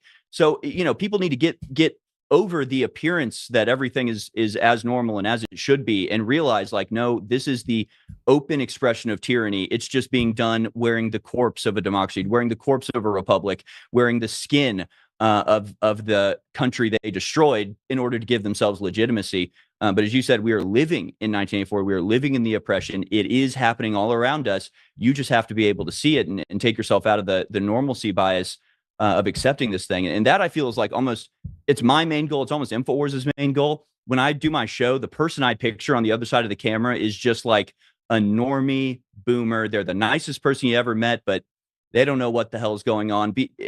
Or not just them. It's not about age either. It's the person my age who, sends their kid to school. Their kid comes back saying, "Mom, I think I'm a girl, not a boy." And the parent is they have no idea this is a trend. They have no idea this is something being pushed. They have no idea this is propaganda being fed to their kid. They're encountering this for the first time. They're going, "You do? This is weird." They talk to the school counselor. The school counselor says, "Oh, this is totally normal. The best thing to do is accept it. It can be dangerous not to." And they go, "Oh, okay, yeah, I guess I just want what's best for Timmy. Bella. Yeah, okay, we'll do that." And suddenly they're in this. So it's like, I just try to get across people like, this is not normal. All of this is weird and wrong and bad. And you don't just have to shrug and accept it. You don't just have to go, modern world, what are you going to do? My kid's trans now. Oops. It's like, no, dude, this is a program. This is an attack against you. You got to wake up to it and fight back against it. And you got to be able to hone your own mind to see this stuff without being told it. And so I think it all lays into that, where you got to get over this, like, well, they had a trial, so therefore the result is valid. It's like, you don't think they can rig trials? You don't think they can get blackmail on judges? That's all they do.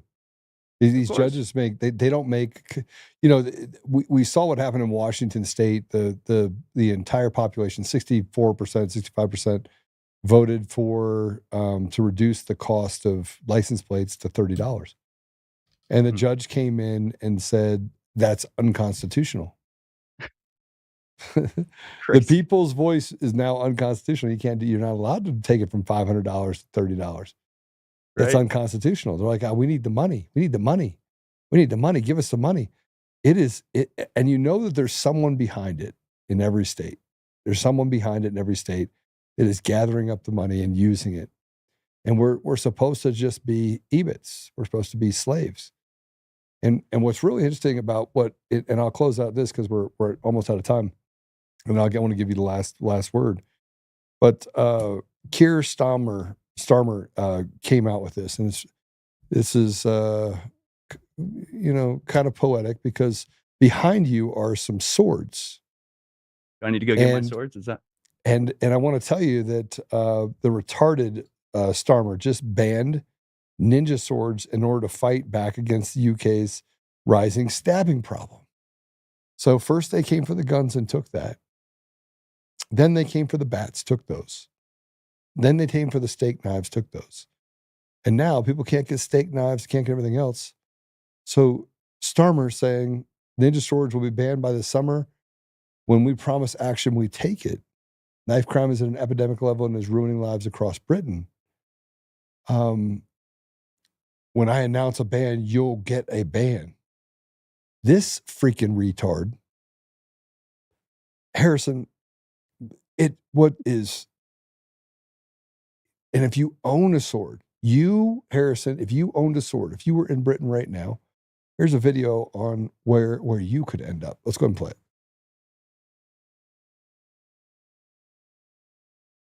We begin with breaking news. The government has banned ninja swords 3 years after the death of 16-year-old Ronan Kanda. It will be illegal to possess, sell, make or import the weapon from the summer, with anyone caught with a ninja sword potentially facing 6 months in prison. The ban is part of measures known as Ronan's Law, which also requires retailers to report bulk or suspicious sales to police, and an increase to jail sentences for selling weapons to children. The Home Secretary, Yvette Cooper, said it's part of a wider mission to try and keep children safe. Problem solved, right? Harrison, what is the #1 cause of death in prisons? I don't know. Stabbings.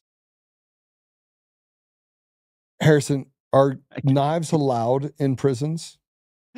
Not the ones I've been to. No. I don't like that. You see what I mean? You see what I'm talking about? How stupid these people are? We have the most retarded people who they actually don't want. They don't want to take it away from the criminal because the criminal's going to find it anyway. They want to take it away from law-abiding citizens. The criminals will just take a metal post and turn it into a weapon. Sooner or later, they will start to realize that you will regulate people into an unsafe environment, and the only thing that'll be left is the criminals and the cops, and it'll be hard to tell them apart. Yeah. That's Well, where we are. You know, of course, this reminds me of the back when Alex Jones, way back when Alex Jones was allowed on mainstream media, and he was on Piers Morgan's CNN show, and it was about gun control, and he says, Piers, you just ran a story about a woman who was killed with a metal bar in India. You can't ban the metal bar, Piers. This is human nature. You can't ban human nature. But that's where it goes, right?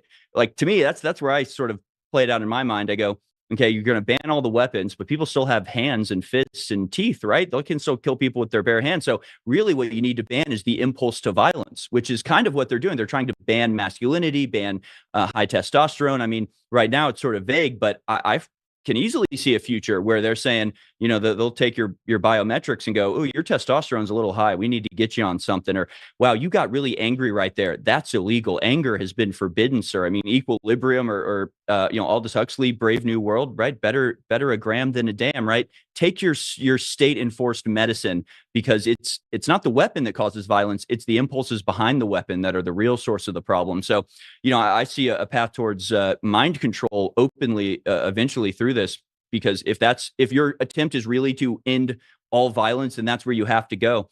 But it's beyond absurd. I mean, it is beyond absurd what's happening in the UK right now.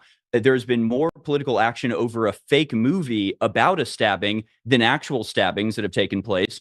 They're banning ninja swords. The latest terror attack, and luckily it was foiled, but just like 3 days ago, they discovered a pressure cooker bomb in an NHS hospital in the UK, planted by a radical Muslim extremist. So are you going to ban pressure cookers? Are you going to ban gasoline? Are you going to ban everything you could possibly use to create an incendiary device? Like, what type of nursery world do you want to live in? Or should you identify and, target the criminals actually doing this behavior, punish them severely, let free speech reign, arm normal, innocent people so they can defend themselves and get back to some, normal practice of living in the modern world as responsible adults? I mean, they're treating children like they're toddlers, and then punishing them for lashing out. It's beyond absurd. It's beyond insane. The UK's always had a bit of this, right? And it's like everything about it. They call them ninja swords, which is hilarious. Like, they're just giant machetes. The images they show there are just like straight up machetes. So why they call them ninja swords doesn't even make sense. The UK used to have the Teenage Mutant Hero Turtles because they weren't allowed to have the word ninja in the title of Teenage Mutant Ninja Turtles, because there was a ban on any words that conveyed like killing for money. So you couldn't have any titles of movies that said assassin or ninja or anything like that. So UK's always been a little bit on the on the insane side when it comes to this stuff.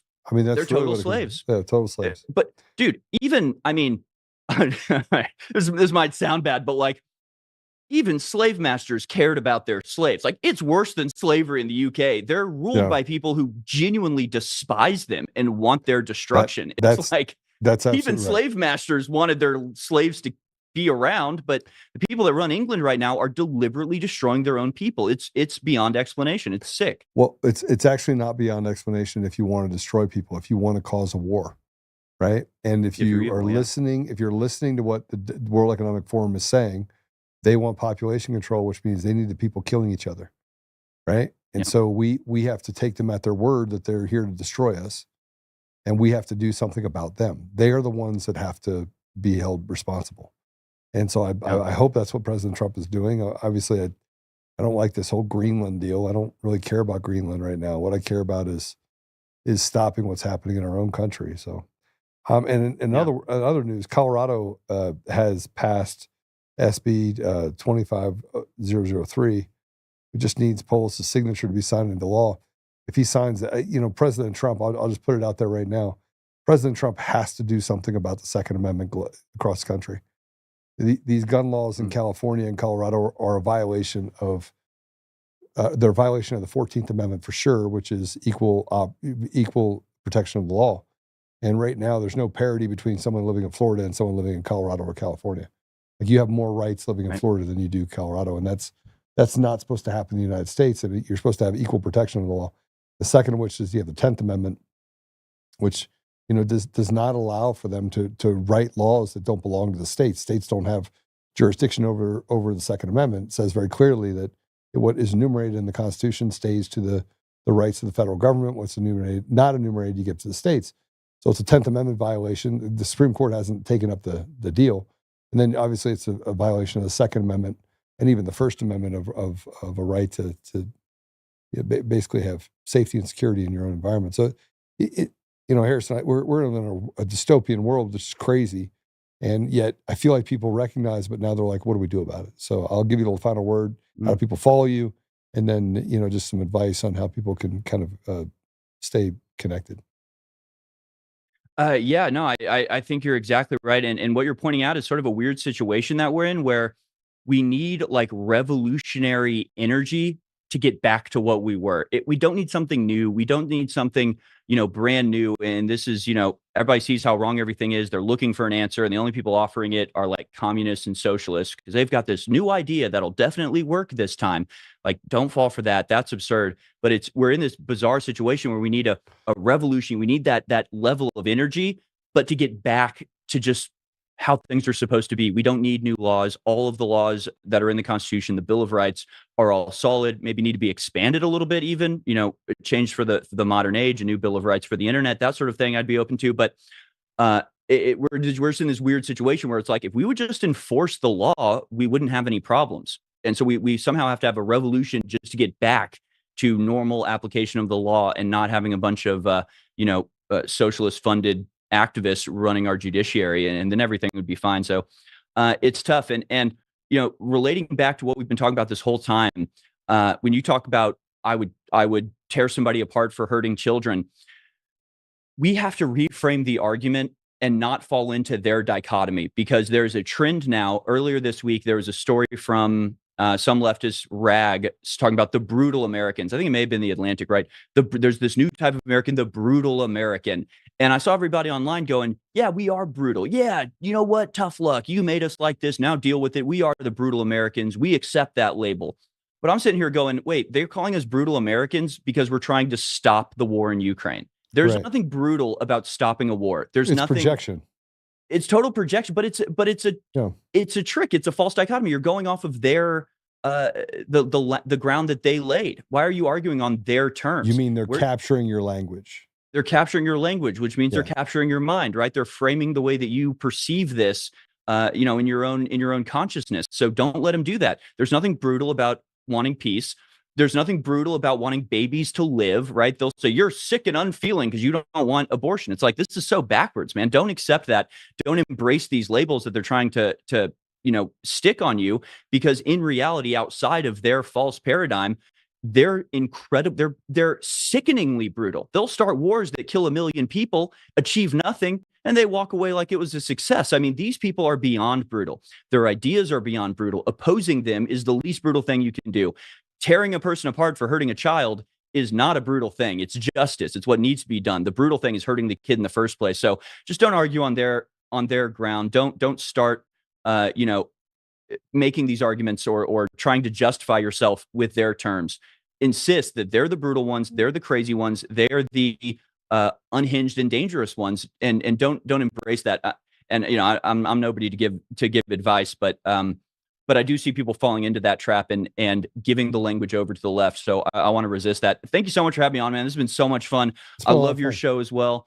I host American Journal each and every weekday morning, 8 to 11 a.m. Central Time on Infowars.com, band.video. We stream on X.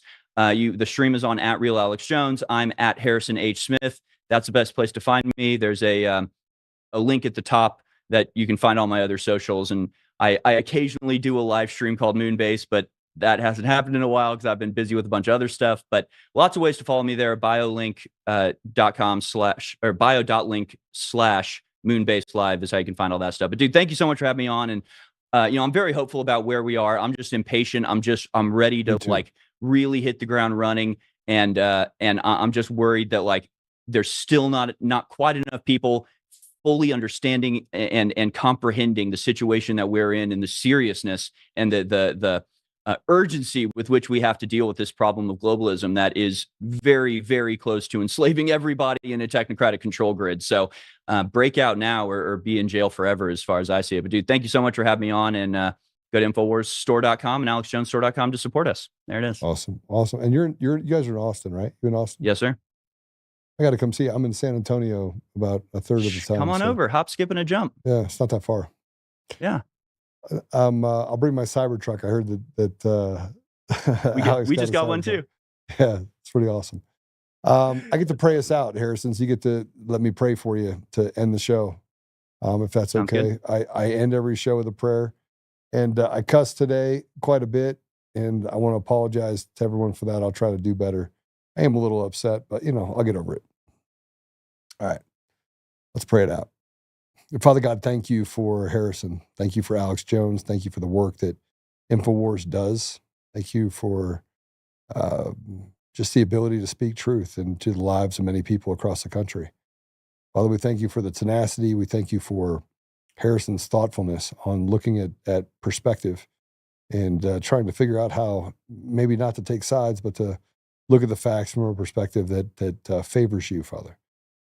Well, I ask you to bless InfoWars and Harrison and give him wisdom, give him courage to continue to speak the truth and to maintain the right path, the path that honors you and leads ultimately to your restoration to not just our community, but to our country and to the world.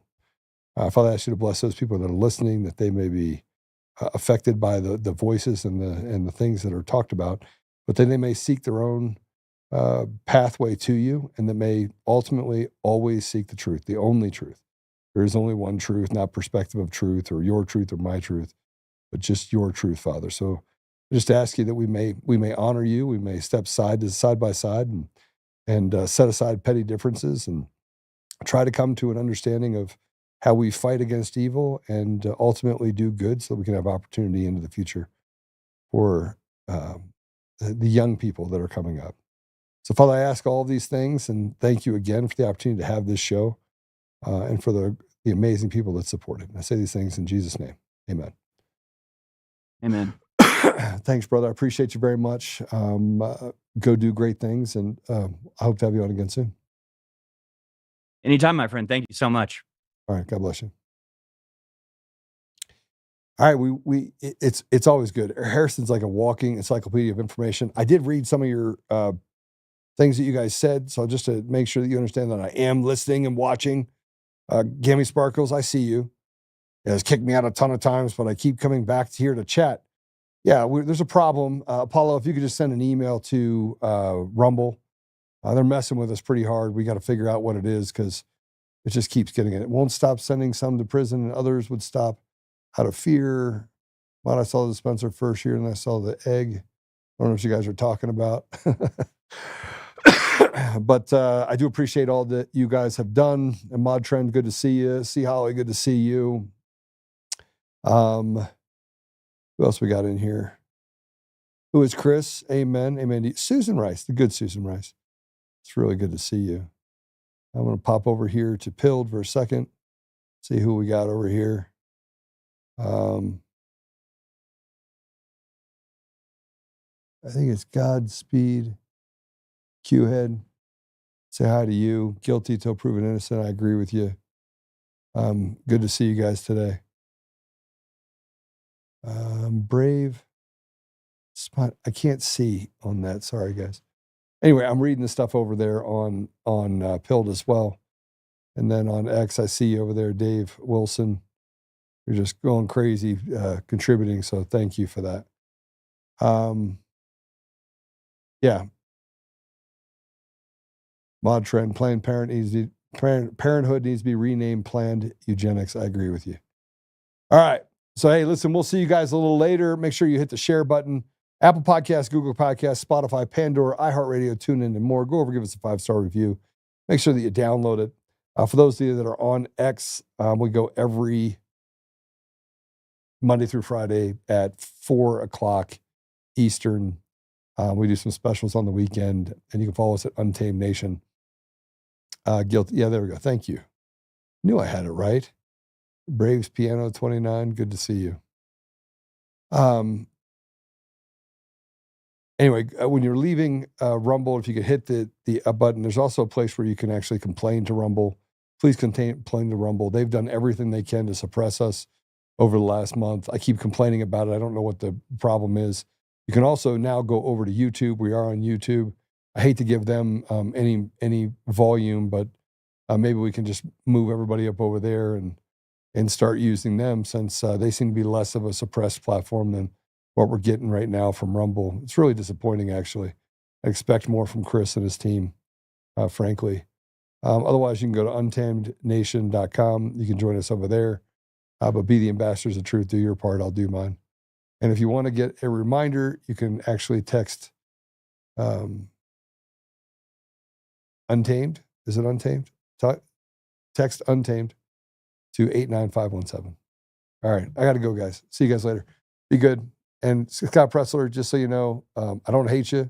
I just think you're a little retarded, and you need to stop gaslighting all the people that have given up the last 4 years and acting like you're the only one out there that's done any work. We've done a lot of work over the last 4 years. And frankly, don't walk past the reality, which is why you're doing what you're doing, is because you want to try and outrig the rigging. President Trump is a phenomenon. Not everyone is going to be able to outrig the machine, right? And if we don't get rid of the machines in the mail-in ballots, we have zero chance at maintaining our republic anytime into the future. All right. God bless you. We'll see you soon.